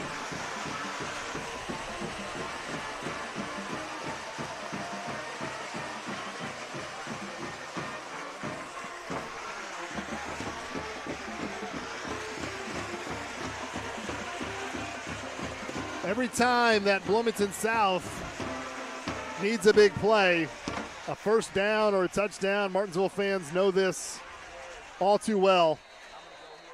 And he missed it. So the extra point is no good. So this game is still tied 6-6. All right, after a punt that sounds like it didn't go exactly as planned, North Central has possession against HSC, and they are about on their 27, looking to try and score and close this gap that's currently in front of them. Capitalize off the HSC mistake on special teams. And this is how they can take over the second half if they score and get themselves back in the lead. So this is a big drive for them, and of course also on the flip side, a big drive for the HSC defense. Takes a snap, and he's going to look right, and he's throwing it. And it is just out of bounds. The receiver had a shot to catch the ball there, just too far out. And is going to bring up a 3rd and 8. And North Central has thrown a couple deep shots and been really close to converting almost all of them there. So, yeah, they almost had a really crazy catch in the first half, OBJ-like play. All right, let's kick it back over as Warren Central once again has possession, and they are moving, looking to score once again against Trinity. That's a great blitz pickup right there. Kobe Moore's running. He's got space.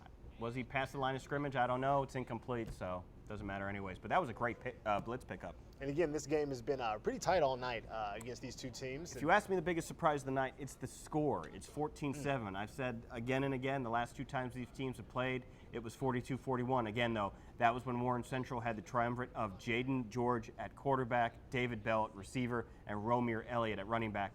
That's a lot of talent to replace on offense. But, you know, hey, they're still leading Trinity, who really handled Carmel really well last week. Absolutely. And again, still a #1 program for a reason. Exactly. So we'll see if they can hold on to this lead. Breathe a sigh of relief. Play action again, Moore. Quick pass, finding Derek Allen for a gain of a couple. All right, we got red zone action with North Central, and they are marching again against HSC, still trying to close this gap. Let's see if they make it happen. This is a really big second half for North Central. They had their first winning record, I think, since 2006, their first sectional title last year in 25, 30 years. So they lost their opener 26-0 at Lucas Oil against Fishers. Against HSC, this is a big game for them. They do not want to start the season 0-2 after having that great high from last year where they were. They had a lot to replace with Liam Thompson and Trayvon Elliott gone to graduation, but let's see what North Central can do here in the red zone. Right side, cuts upfield, and is tackled right about the 8 or 9 yard, looks about the 9-10 yard line. So going to be 2nd and 3 coming up. 3rd and 3, excuse me, for North Central.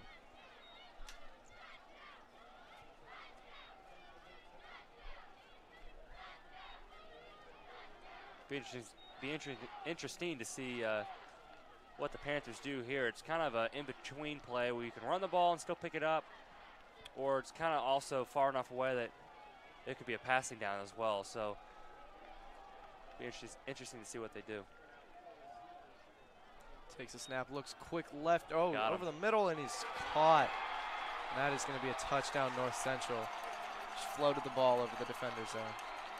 Yeah, number 84, Jaden Martin, excuse me.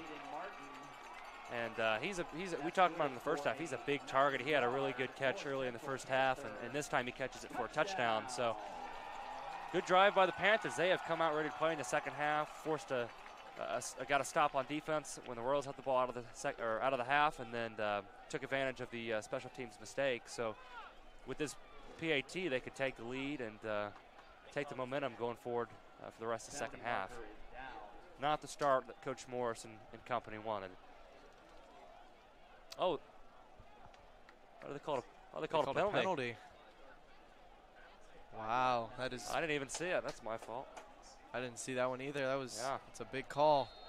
That's going to take away 6 points, and it's going to create a 3rd and 9 for North Central. That's a big difference. So that is a huge difference there. Take back everything I just said. Takes the snap. He's looking for the same play almost, and that's pass interference. Yeah, that's pass interference. It's going to be a first down. Yeah, he hit him. And I mean, it was a similar route, not the same player, but it was a similar route. It's almost like a post route, and HSC got there a little too early. the middle of the field has been open the last couple plays, and the Panthers are going to get a first down out of this and continue the drive. So.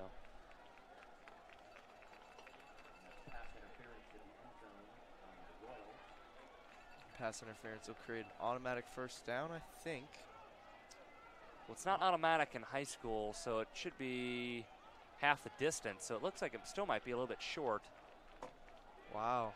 Let's see what they call it. Because right now the marker is short of the first down on the far side of the field. And the ref is talking to the north central sideline. So we'll see what they do here. It's not an automatic first down, so it looks from right now is where they've spotted it. He's going to be short. This is a big call.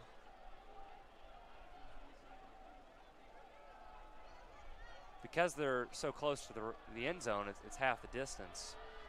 So it's not the normal yardage that it would be in the middle of the field, which I believe is 15 yards. So yeah, they're going to because stay it's with half that the distance. It's 3rd and 1 now. Yeah.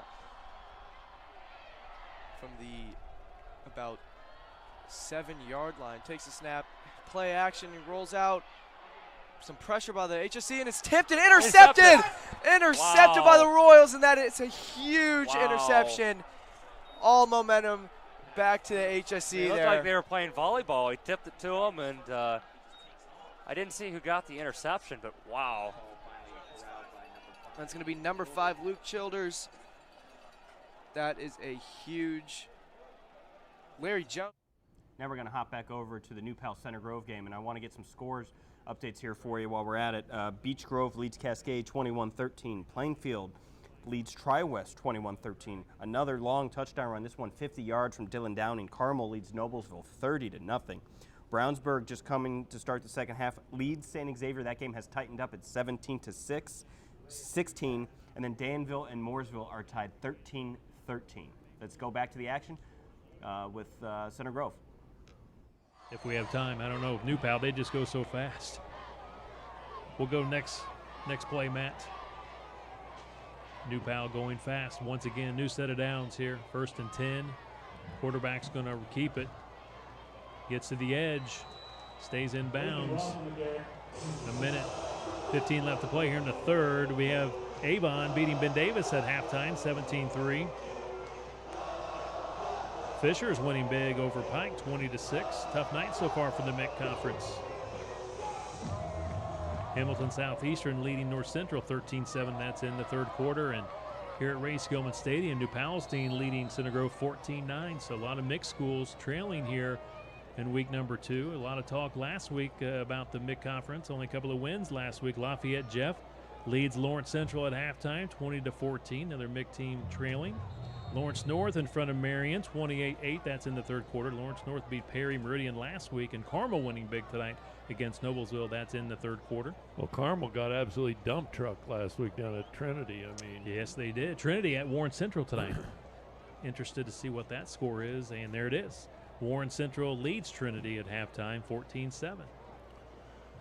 Well, New Pal doing exactly what they like to do right now, controlling the football, giving it to Spiegel. He's picking up 5-6 yards of carry. They're picking up first downs. They're moving the chains. I mean, here's where you really got to be careful. You know, you fall asleep with him just continuing to pound the ball. All of a sudden they fake it in there and they throw one and get behind you. You got to really be focused on what. All right, looks like Garion Catholic is driving in right at the goal line against Lafayette Central Catholic. Score is 21-29 in Garion Catholic's favor. Let's see if they can extend that lead now. Quick turn handoff, and Baumgartner lowers the shoulder. He's going to be just across. They're going to spin it, and they're going to twist it, and they're going to say he's in the end zone. He just did not stop moving his feet. When Delov started to go in there, I thought maybe he fumbled the football, but he was just trying to touchdown there for Garen. They're pushing that lead up to 35-21. Have you ever been in a rugby scrum like that where they just keep pushing and pushing and pushing? Surprisingly, no, but I did try to get a Popeye's chicken sandwich last week, and I imagine it's similar to a rugby scrum. Or the mosh pit, like our producer, Clark Wade. He is probably the oldest person to go in mosh pits in central Indiana. And man, does he like to throw bows. Hey, but he holds his own. He doesn't look like it, but he's sturdy. The extra point is up. The extra and point it is looks like it's good. The arms are up. It's good. It's 36-21, Garen. We're going to Franklin Central Roncalli, and Roncalli is trying to get back in this game here. They got the ball. It looks like the 2.5 yard line. They're trailing 24-6. Let's see what the Rebels can do.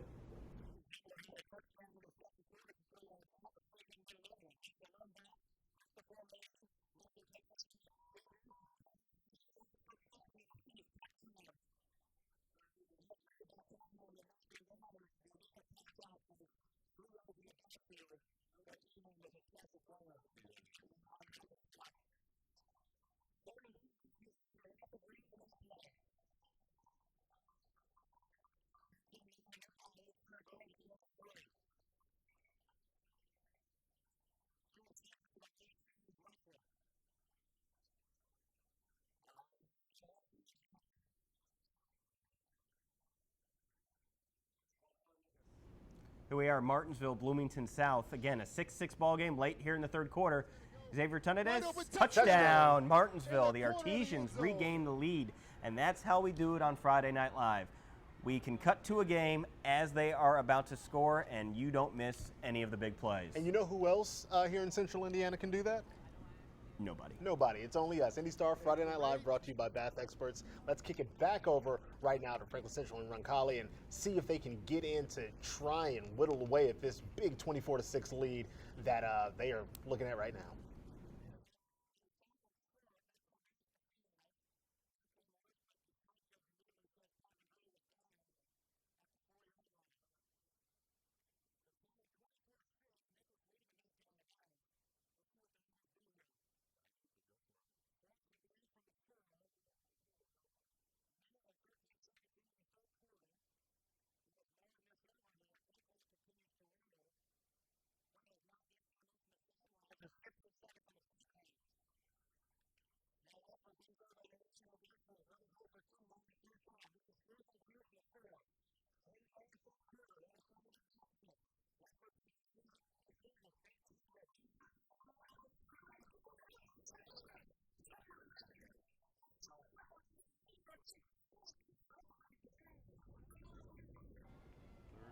And we're going back to New Pal Center Grove. It looks like there's a fumble on the snap. But again, a huge touchdown there from Roncalli. Baron Hubler, his second of the day, this time passing from Aiden Leffler. He was determined to get to the end zone, dove in there. And now we've got New Pal driving deep into Center Grove territory, seeing if they can add to their lead. And when you've got, it looks like it's 3rd and 5. When you have Charlie Spiegel down here, you give the ball to Charlie Spiegel. Let's see, that's just, it was a bad snap high up, and the quarterback couldn't handle it. A little confusion. Spiegel, he is stopped at the 4-yard line. Much better job by the D-line. He gets a yard. 4th and goal at the 4. I would think they would go for it. I can't imagine they look to kick. I see a personnel yeah, change. They have the field goal kicker out there, Eric Roundabush, the backup kicker. To put the ball at the 11, so this is a 21-yard attempt from the left hash. Good snap, the hold, kick up, and it's no good. Missed it. That is a no-good field goal, so huge momentum boost there for Center Grove. They were able to hold back, keep Charlie Spiegel out of the end zone, which not a lot of people can do. That has been a tight game. That has been a tight game. Big missed field goal there. You could see how excited the Center Grove defense was rushing off the field there. Absolutely. Right now we're going to go back to some highlights, get you caught up on some other action that we aren't bringing to you live. Here is Marion's Khalid Stamp with a 2-point run. This is after Marion had scored their first touchdown of the game. This gets it to within 21-8 against Lawrence North again. The Wildcats holding on against the top-ranked team in Class 4A. Yeah, this is we had showed you earlier. This is Austin Watson's 3rd field goal for Center Grove. That's why that game got to 9-7 Center Grove. New Pal has added a Charlie Spiegel touchdown, and we are going to show you how that happened. New Pal, Lincoln Roth quarterback to Maxon Hook. A long pass here that is going to set up our very next play. But here's Maxon Hook, who plays both ways for the Dragons. A heck of a safety. Really useful out of the backfield and in the slot. Great play there. And then here is Charlie Spiegel's touchdown run from New Pal. Again, can't be stopped. Good blocking downfield. But again, what we just saw, a fumble close to the goal line, They have to go for it on 3rd and 5. He gets stopped. They go for a field goal. No good. So that game stays tight. All right, and we're going to jump back to some action now. It's Trinity's ball against Warren Central. Let's see if they can reclaim a lead. Again, they started off this game hot, enjoyed a 7-0 advantage for most of the first half, but since Warren Central's got on the board, they haven't looked back. So let's see what happens next. And I'm going to slip in some scores here first. Big score is Franklin leading Shelbyville 62-0. That's what's big about it, is the deficit. Now, I know Shelbyville had a rough game last week against Greensburg, but 62-0 is a blowout. And then also Lawrence North, we had just shown you that Marion score. Well, Lawrence North now has added to their lead. They lead Marion 28-8. Finds his man in the flat, gain of 1.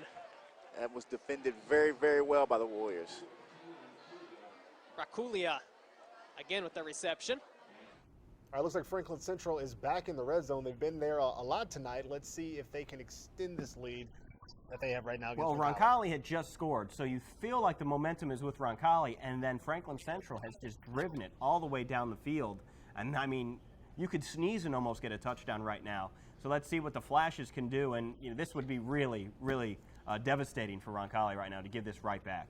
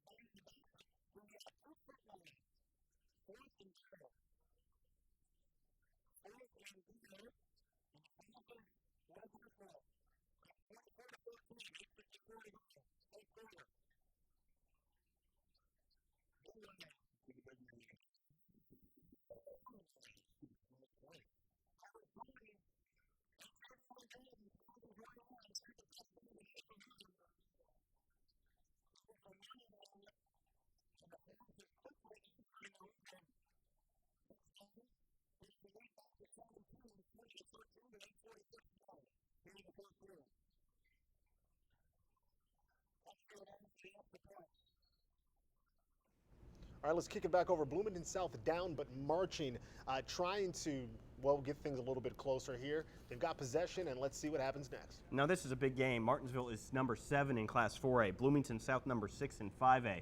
Martinsville under Carter Whitson has really turned that program around. He was a former IU assistant, grad assistant, and he has really done remarkable things with the Artesian program. Pretty simple. He's taking it around the left side or the right side, finding a hole and hitting it. Nothing really tricky or complex here with that. Seems like he just kind of alternated, gone to the left side, one down, then goes to the right side the next down. Artesian, see if they can get this figured out here. This time he hands it off to Bledsoe. Bledsoe gets tackled from behind. Nice job, number 30. I think Jacob Burkett came up there with that tackle.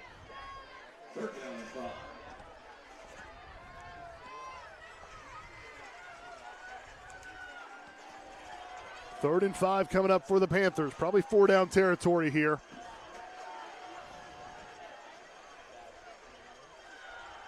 Bull with it, and he's going to be close to the first down, but I think he's going to be a yard shy of it. Took a shot there at the end. Ball might have came loose, but he was down.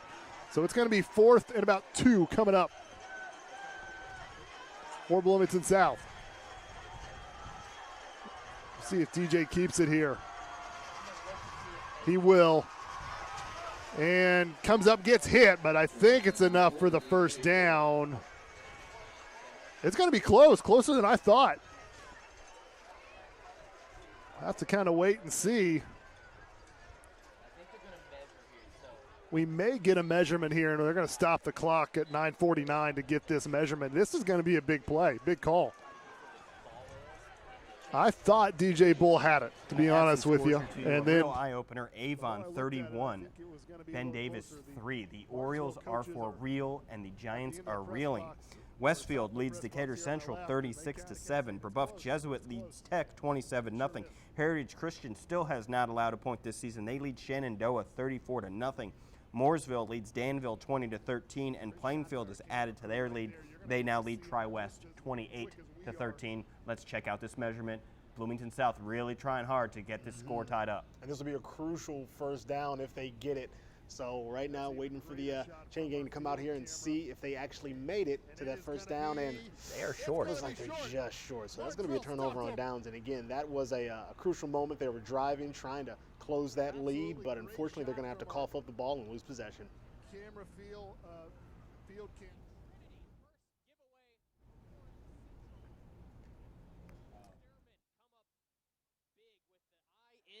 And that ball was severely underthrown. I'm not sure. He tried to go a little touch on that ball and just didn't get quite enough on it. You saw Wells was open. The Stearman right there. And now a short field to work with for field. Trinity as Kobe Moore throwing the INT. We talked about his touch. He tried to use touch that time. That was at a situation where perhaps you didn't need that much touch. Let's see what the Rocks do with it. They've been given a gift here starting on the right side of the 50. There goes Tucker working his way up to the 39-yard line. As these holes seem to be getting bigger and bigger as the night goes on. You keep giving them opportunities. At some point, they're going to cash in on them. 2nd and 5 for the Shamrocks as they're starting to play a little quicker now. And under center, McElroy. Stretch play out to Tucker, gets to the edge and steps out of bounds just past the 30-yard line.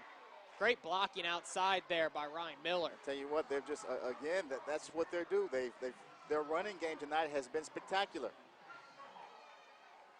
Whether it's inside, outside, the running backs are getting where they need to go. First down for Trinity. Ball on the 30-yard line. We talked about McElroy last weekend doing it through the air with 187 through the air last week at Carmel.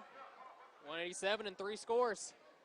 West back in, and he'll get it right up the gut, pushing his way forward and finally brought down at the 25-yard line.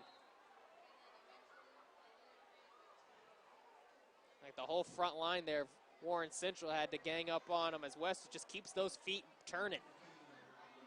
Well, we talked about it. Warren Central's got to find an answer for that because they're just going to keep doing that for the rest of the night because, again, that has been very, very successful. Coming up on 30 seconds to go now in the third quarter. Again, McElroy. All right, let's kick it back over to New Palestine and Center Grove. Looks like Center Grove has possession just across midfield, but scores change. Yep, it's 21-9. It was a 54-yard screen pass by Maxon Hook.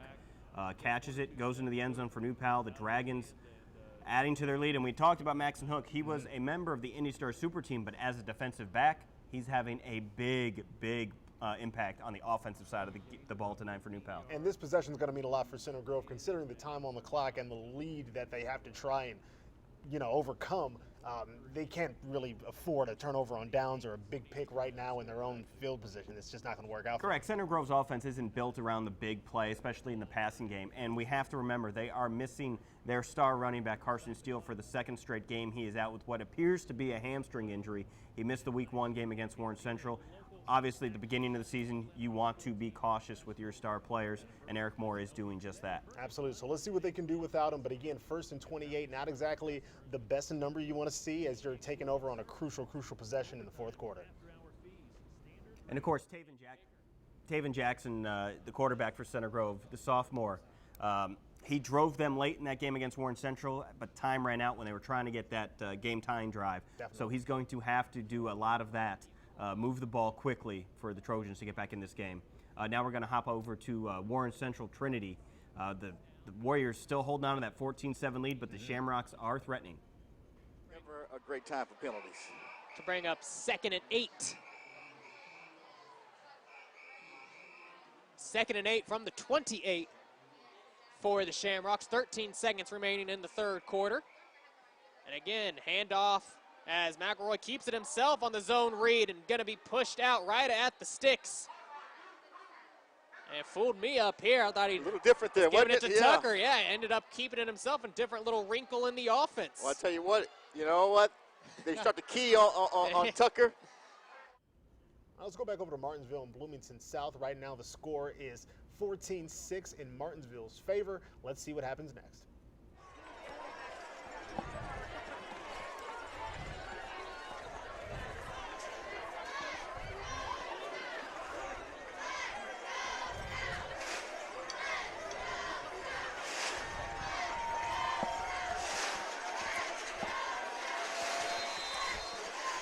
So second and very long for Bloomington South.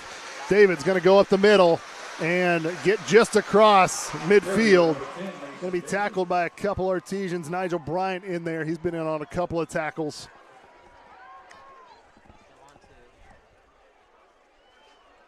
Jackson Kleesner also in there.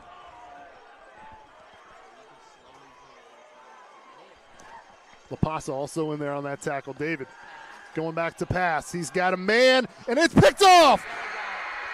It's Billy Bias. Billy Bias with the interception. He just took it away from the receiver. And this defense just got another big turnover. This time, it's number 11, Billy Bias, the senior.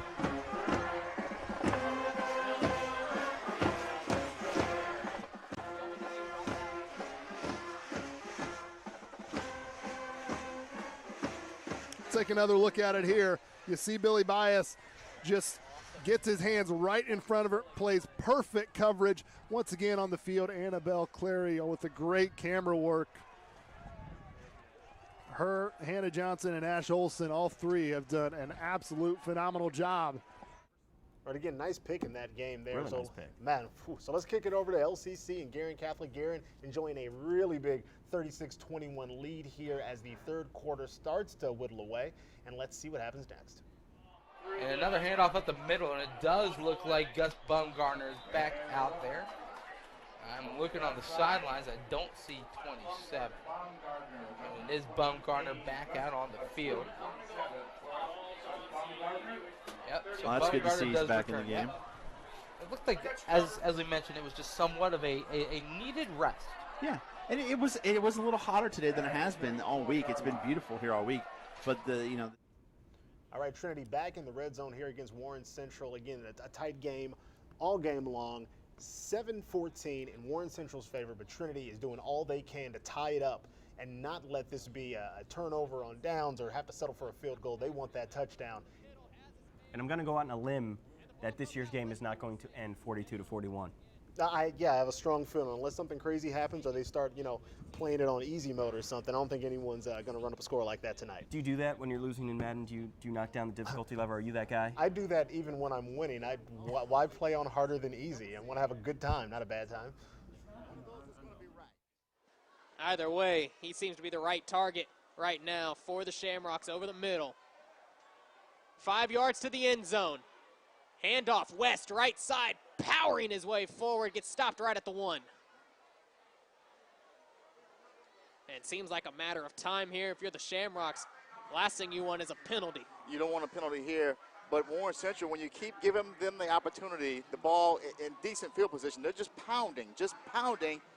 And, you got to ask yourself, is it wearing down the Warren Central defenders? Jalen Frazier making the tackle there, and again, West to the right side. This time boggled up by a plethora of Warriors, and Jalen Frazier first 2 for the Warriors. A loss of 2 on the play brings up third down. Big third down here.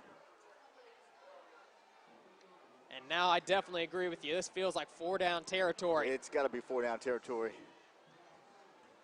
It's been the best offensive drive we've seen from the Shamrocks all night. Early here in the fourth quarter. Armand Tucker back in the game. Tucker. Spreading them out. Look for Tucker. McElroy keeps it himself, right side, has one man to beat, and it's chopped down.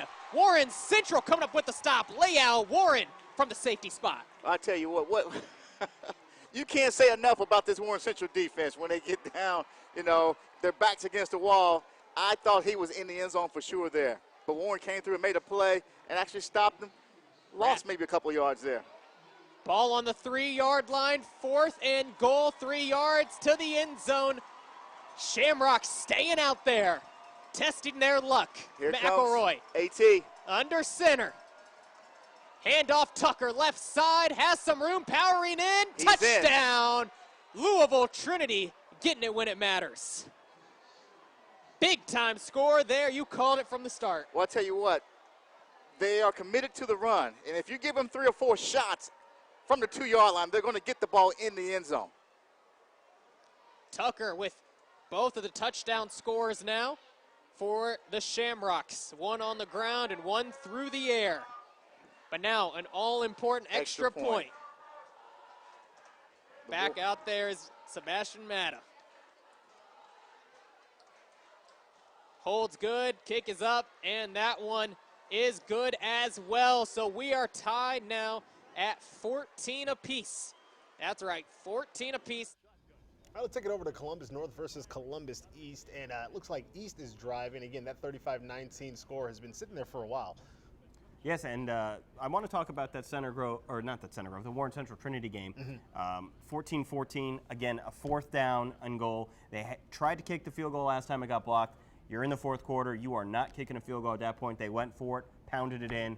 Going to be a heck of a finish there. You won't miss anything from that game, I promise. Not at all. And again, that game is, I believe that is our you can Big watch, Network game of the week. Yeah, So you can watch it on IndyStar.com, and to make sure you don't miss anything. But here's Columbus. He's throwing into the end zone. Oh, receiver can hold on. He's going to be thinking about that one tonight when he puts his head on the pillow. That's a tough one. Yeah, look at this. Pass was perfect in his hands and just maybe took his eye off it. I didn't think it was defensively touched. And Nash Johnson was the defender right there, Jam, but couldn't hardly tell from our vantage point whether he got a finger on it or not. I think he was in just full stride and kind of had to just hesitate, wait on it, maybe just a fraction of a second, enough to take his focus off of it, and just wasn't able. It was there, able to bring it in. So East turns the ball over on downs. Wow, that one hurt. It did hurt. Second possession, second half now for Columbus North. And look out as they start this drive on the 17-yard line and move it out to about the 37. So a gain of about 20 yards. Yeah, this guy's putting on a highlight film show tonight. He's inside, he's outside. He just needs a step. And how much has he been in the backfield tonight of East? First down and 10. Inside 2 minutes now, third quarter. He just reads. Sometimes he just looks, finds his opening, and goes. Well, let's try him again. There it is. This time there's not going to be much room. He is hit by 2 or 3 defenders, led by number. All right, New Pal and Center Grove, and it looks like they are on the move again. That's Charlie Spiegel. How does he get that much space? Touchdown. Charlie Spiegel, his 3rd of the night. He is going to break the scoring record. I mean, Brett Law from Sheridan has had that record for a long time. But Charlie Spiegel, look at that. And he's moved into second all-time, the IHSAA rushing leaders. He has passed Columbus East Markel Jones. He trails only Sammy Morellis. And if you want to read about Elwood, Sammy Morellis, Greg Doyle has a great column up right now about what he's done with his life since breaking the scoring record. And guess what? Didn't play it down of college football. A really great column. Go to IndyStar.com to go watch that. And here's the extra point coming here from New Pal. But Charlie Spiegel having himself a night. And New Pal for the 2nd year in a row is going to beat Center Grove. They are for this is not a little program that can anymore. This is the real deal with New Pal. Center Grove has been keying on him. You know that they were. Now we're going back to Trinity Warren Central, and Warren Central just crosses into Trinity territory.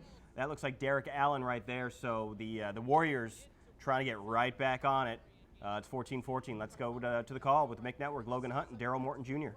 There, one tackle there, number 27. You said he's going to break one, and that was really close there as Aiden McKinley, the junior safety, comes up with touchdown-saving tackle. Number 27, Aiden McKinley. Moore again, high snap, handoff Wells. First contact right at the line of scrimmage, but Wells going to gain 1 or 2 there on the play. That's Tyler Robertson, who has a couple scholarship offers from Ball State, Eastern Illinois, Eastern Kentucky, Western Michigan, just to name a few. Looking good here for Louisville Trinity. Under 8 minutes to go in this ball game. As Warren Central playing with a little bit of tempo as well. The play calls coming in a little quicker than they were in the 3rd quarter. Again, Moore looking quickly, under duress, bobbing around in the backfield, getting a push from his offensive line, and he'll gain about a yard on the play. It's going to be a big third down here. And if you're Warren Central, if you turn the ball over here and give it back to the Rocks, the way they're running the ball down the field, you may not get the ball back. They may not get the ball back tonight. Absolutely. So this is going to be a big play for Warren Central here. 3rd and 7, ball on the 44-yard line. Need to get to the 37 if you're Warren Central. Under 7 minutes to go now in the 4th quarter. Shamrocks coming from the opposite side. Moore across his body, has nowhere to go, pushes himself back to the line of scrimmage, but once again the Shamrock defense holding strong. Here we go, 4th down. I think you got to kick it away here. Let's see if this, We're going to hit you with some score updates from around the area. Franklin Central is up 31-13 on Roncalli. Fishers leads Pike 23-13. Lawrence North is going to do it. They are going to beat Marion. They are up 35-8. Avon up 34-3 on Ben Davis. It's a huge West Side showdown, and the Orioles aren't messing around this year. And Webo is leading Western 41-28. Let's go back to the action with the Mick Network. It looks like the Warriors are going to punt to try to pin Trinity deep in their own possession. Is this punt formation? This is punt formation. David Bell and Rondell Moore, 2 explosive athletes. Now both at Purdue. Teammates. Absolutely. This one going to bounce down into the end zone for a touchback. Big boot there from Randy Wells, and I think both teams would like to have one of those guys back on their team. Oh, man, absolutely. Well, the Mick Network would like to welcome back Papa John's as a title partner for the Mick Network Game of the Week. With over 30 locations in the central Indiana area, great pizza is always nearby. So after the game, enjoy a hot, delicious Papa John's pizza. Better ingredients, better pizza, Papa John's. 1st and 10 from the 20.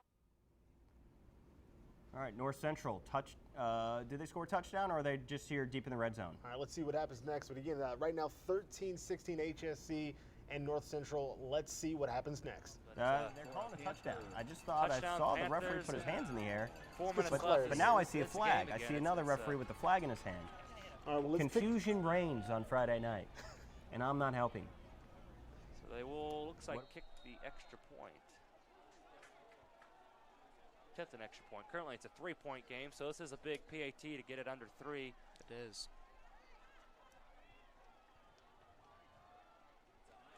High snap, but the kick looks up, and it is good. So it is going to be 16-14. 4 minutes, 15 seconds left. And North Central trims the lead. That is very, very important here in this game late. Yeah, Abel, even after throwing some, was it 3 interceptions now today? He came back strong on that drive. Had some couple really good throws, and All right, looks like some more red zone action. Bloomington South not playing around. Looks like they're in the red zone trying to close this gap against Martinsville. Let's see if they can make it happen. Hurry up here. Bledsoe has it. And nice job by Martinsville coming up, sending Bledsoe backwards for a loss.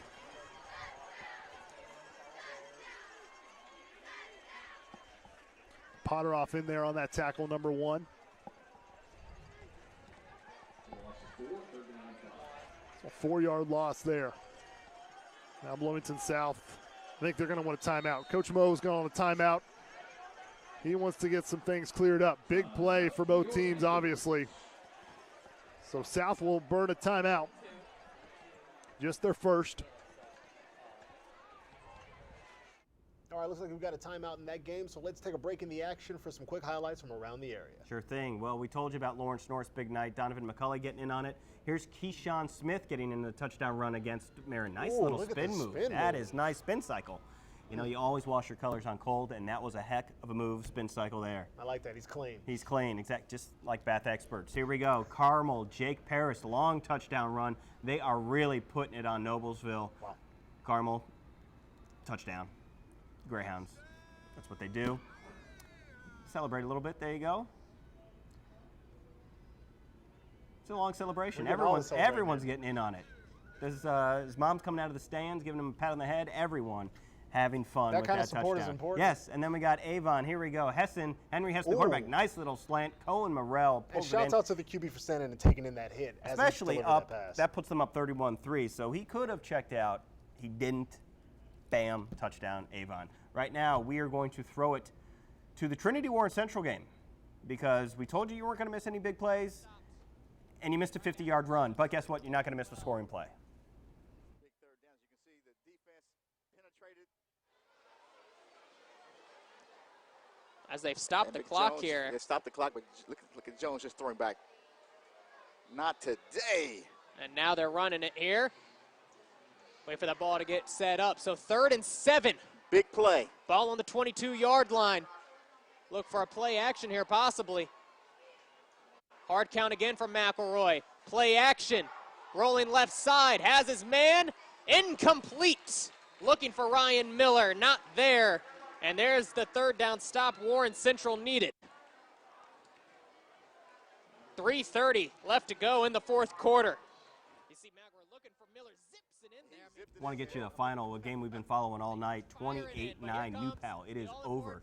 Charlie Spiegel and the Dragons have done it for a 2nd year in a row. Like I said, no longer the little engine that could. That is their 56th straight regular season win. Well done there by the New Pal Dragons. And now we're going to go back to Trinity and Warren Central as the Shamrocks line up for a game, taking the lead here on a field goal. Here comes the snap. It's high. Gets put down. It's up. And it's good. It looks like just slides in. I tell you what a tremendous job getting that ball down for him to even kick the ball. Unbelievable. How about that, Sebastian Mata? Unfazed by it, and like you said, the hold there by Nathan McElroy. Put that thing down. The snap was a little high. Oh, but man, not a little high. That thing was extremely high, but he got it down, and it went through. The Rocks go up. All right, we're going to kick it over to Columbus, Ethan, Columbus North, and what do you know? I see some celebration. Looks like they are looking to close first that and gap. foremost, you have You try to hit the switch really fast sometimes on these plays, but again, we're monitoring a lot. Little light on the switch, but we're going to get the highlights, so it's all good in the hood. Let's see how this touchdown played out. Go up and get Get it. Go up and get it. Well Stayed in done. bounds, good focus. And again, 35-25. You go for 2 here. Yeah, you go for 2 here to make it a 1-possession game. It's the end of the 3rd quarter, and I said this game was going to tighten up. So Don't they call got me to a go for liar. 2 points again. Again, they missed one earlier. Then they went for 2 to try to make up for it and missed that also. So they're 3 points shy of what they could have right now. Going for 2, and it is going to be incomplete. Well, now a 10-point differential. Now it's almost Columbus East is chasing 2s. 10 points, though, Beck. You still got a ball game. Absolutely. So we will do it again. Now we're at the end of the 3rd quarter, and the score has changed. Columbus North 35, Columbus East 25 on the IHSAA Champions Network. All right, so the score there, so let's kick it back into the Trinity Warren Central game. Trinity's about to kick off after that field goal that put them up 17-14. And again, this is going to be an important possession for Warren Central. This is the 4th quarter. If they're not able to make it happen, they could be saying goodbye to this big game. As Brown picks it up at the 10, looking for a hole, spinning around, dropped down right at the 24-yard line. And it could have been disastrous there for Warren Central, as it looked like Leal Warren had it hit off his hands, and Brown picks it up and scrambled for something. He really did. And, Warren Central's done it a couple of times. Just made something, eliminated, like you said. 3:18 remaining, 2 timeouts for Warren Central. Winning streak on the line also for the Warriors? Absolutely, a winning streak on the line. As we see Warren Central getting ready for what could be their final drive of this ball game. The Shamrocks have held tough here in the 2nd half. They really have.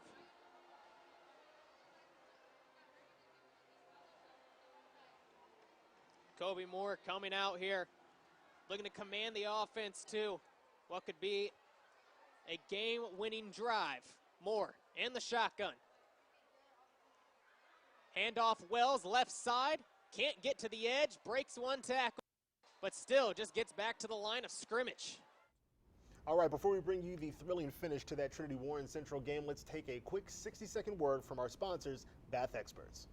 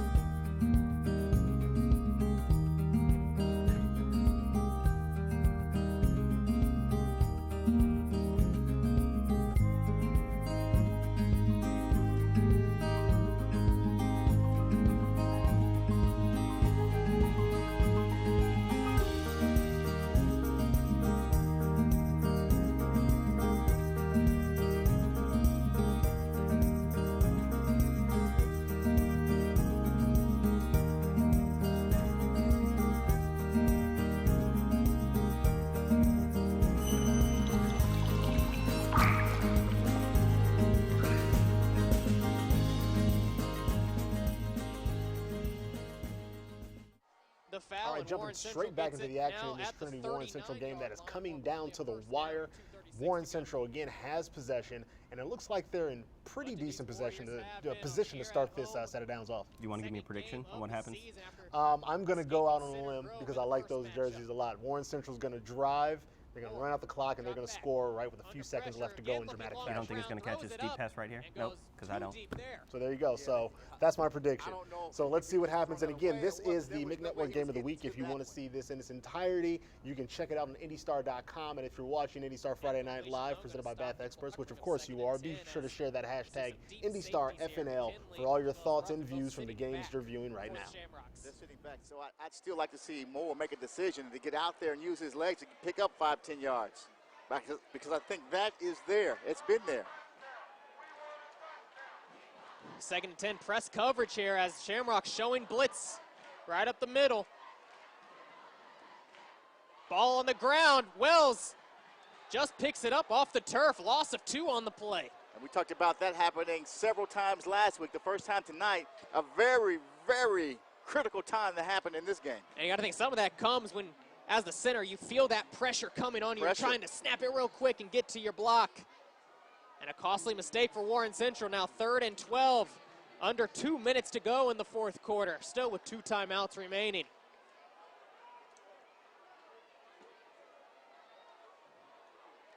And now Moore going to go under center.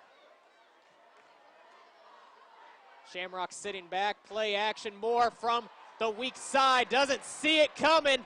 And there's the big-time sack from Riley Wagner.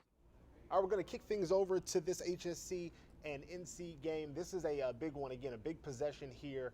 Right now, North Central is down, but they've got possession. They've got decent field position. They got 2.5 minutes to work with.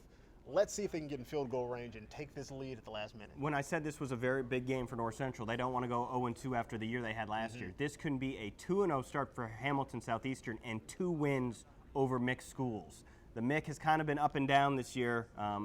We're not used to seeing that, and we already told you that Avon is putting the wood on Ben Davis. That's a HCC team doing that to a mixed school. So again, and Center Grove, another mixed school, lost today. So this is big. I mean, there might be a power shift. It might not be a huge power shift, but it looks like the HCC says, don't forget about me. And it's going to be interesting to see what happens here on 4th down. Again, they really don't have the option to not at least give it a try. If they turn over the ball here, then they're almost out of luck. So let's see what happens here on 4th and 7. Yeah, this is could be the game. This could be it. Big play. Yeah, be interesting to see if Coach Sharp, the Royals defense coordinator, if he's going to blitz or if he's going to play off in coverage. North Central might they're going to have to call a timeout. They're going to think about this play. 2 minutes, 26 seconds left on the clock. And this is going to be the game now because they're out of timeouts. So if they don't get this, you could pretty much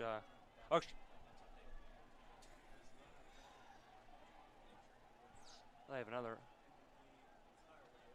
No, they called a timeout. So. But they do have 1 left. I forgot about the other injury timeout. So they have 1 timeout left. Let me clarify that. So they will have a clock stoppage if they don't get it. But it's still at that point they're not going to get the ball back with very much time, even if they were to stop HSC, if they don't get this first down here. So we'll focus on this down first. Obviously going to be a pass. Last drive, North Central had some success against the zone, finding an open spot in the zone and just sitting there. It'll be interesting to see if the Royals even play zone on this 4th down, or if they'll play man coverage, or if they'll bring pressure. So there's a lot of variables going into this 4th and 7, and it's the game most likely. So this will be a good play. Here it is. We've got 2 receivers on either side. As Harry Abel takes the snap, he's looking left, and he's going to throw it over the middle, and it is a dangerous throw, and it's picked off by Michael Cherry. Oh, there's a flag down, but it's after the pick. So this should stay Royals ball. I think it might be. It almost looked like it was deflected, though. He threw a flag in the area that could be against the defense. Looks like we have a Royal. Michael Cherry, just getting up a little slow, but he is up. This is going to be interesting because if it's against the defense, if it's pass interference, was the ball tipped? It looks like Seth Morelli's mad, so it looks like it's going to go against HSC. And David Smith limping off the field for North Central, their running back. So let's see what the call is. The ref's coming over to make the call. Pass interference against HSC. Wow. I didn't necessarily see it live, but that's a tough one. Not an automatic first down. But, well, it's 15 yards, so it's a first down. But yep, it is not automatic, but because of the yardage total, it's first down. But they're also now getting close to field goal range. So not only do they get a first down, they're getting close to field goal range with 2:16 left. And wow, that is a big call. Ball at the 19. It also obviously takes away a interception for Mike Cherry. Yes, it does. That would have been his 3rd of the game if I can count correctly. But ball at the 24. This would be about a 40-yard field goal, 41 yards. Takes the snap right up the middle, and no yards there. JT Munchner with a big wrap-up tackle. Ball carrier number 27. It's going to be a 2nd and 10. Tackled on the play by number 55, Joel Cheche. No gain on the play. Brings up a 2nd and 10.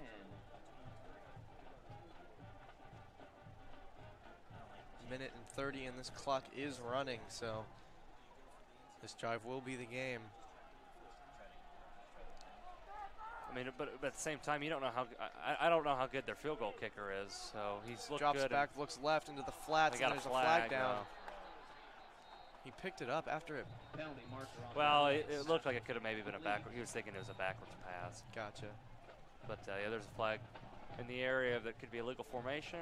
Could be holding on the left tackle. Let's see. He's what asking the refs Coach call. Morris, so it's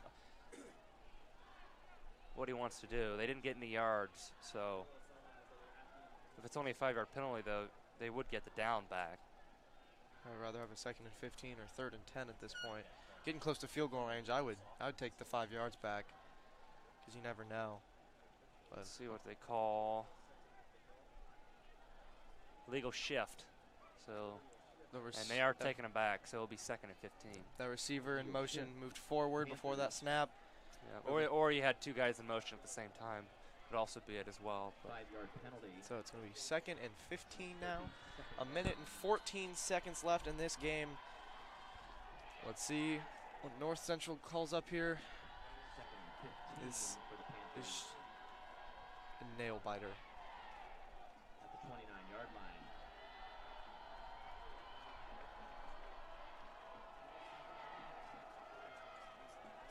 Harry Abel takes a snap. He's looking over the middle of the field, and it is caught. And he jukes a receiver out, and it is going to be tackled about the 18-yard line. 3rd down. So it's going to be about 3rd and 4. A minute left. Clock's running. As we were saying, we do not know about this field goal kicker, but well, I would say that's field goal range. So he's close. I just want to break in with a quick score update in that big Trinity Warren Central game we've been following, and it is official. Trinity is going to take that one 17-14 against Warren Central. Again, that thing really came down to a lot of action that happened in the second half, but Trinity's going to walk away with another W. Hands it off right, and he might be just short. So clock continues to run.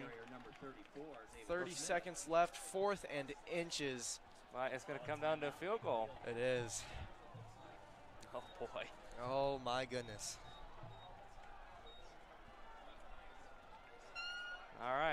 Let's see if, obviously, North Central's going to call a timeout with 3 or 4 seconds.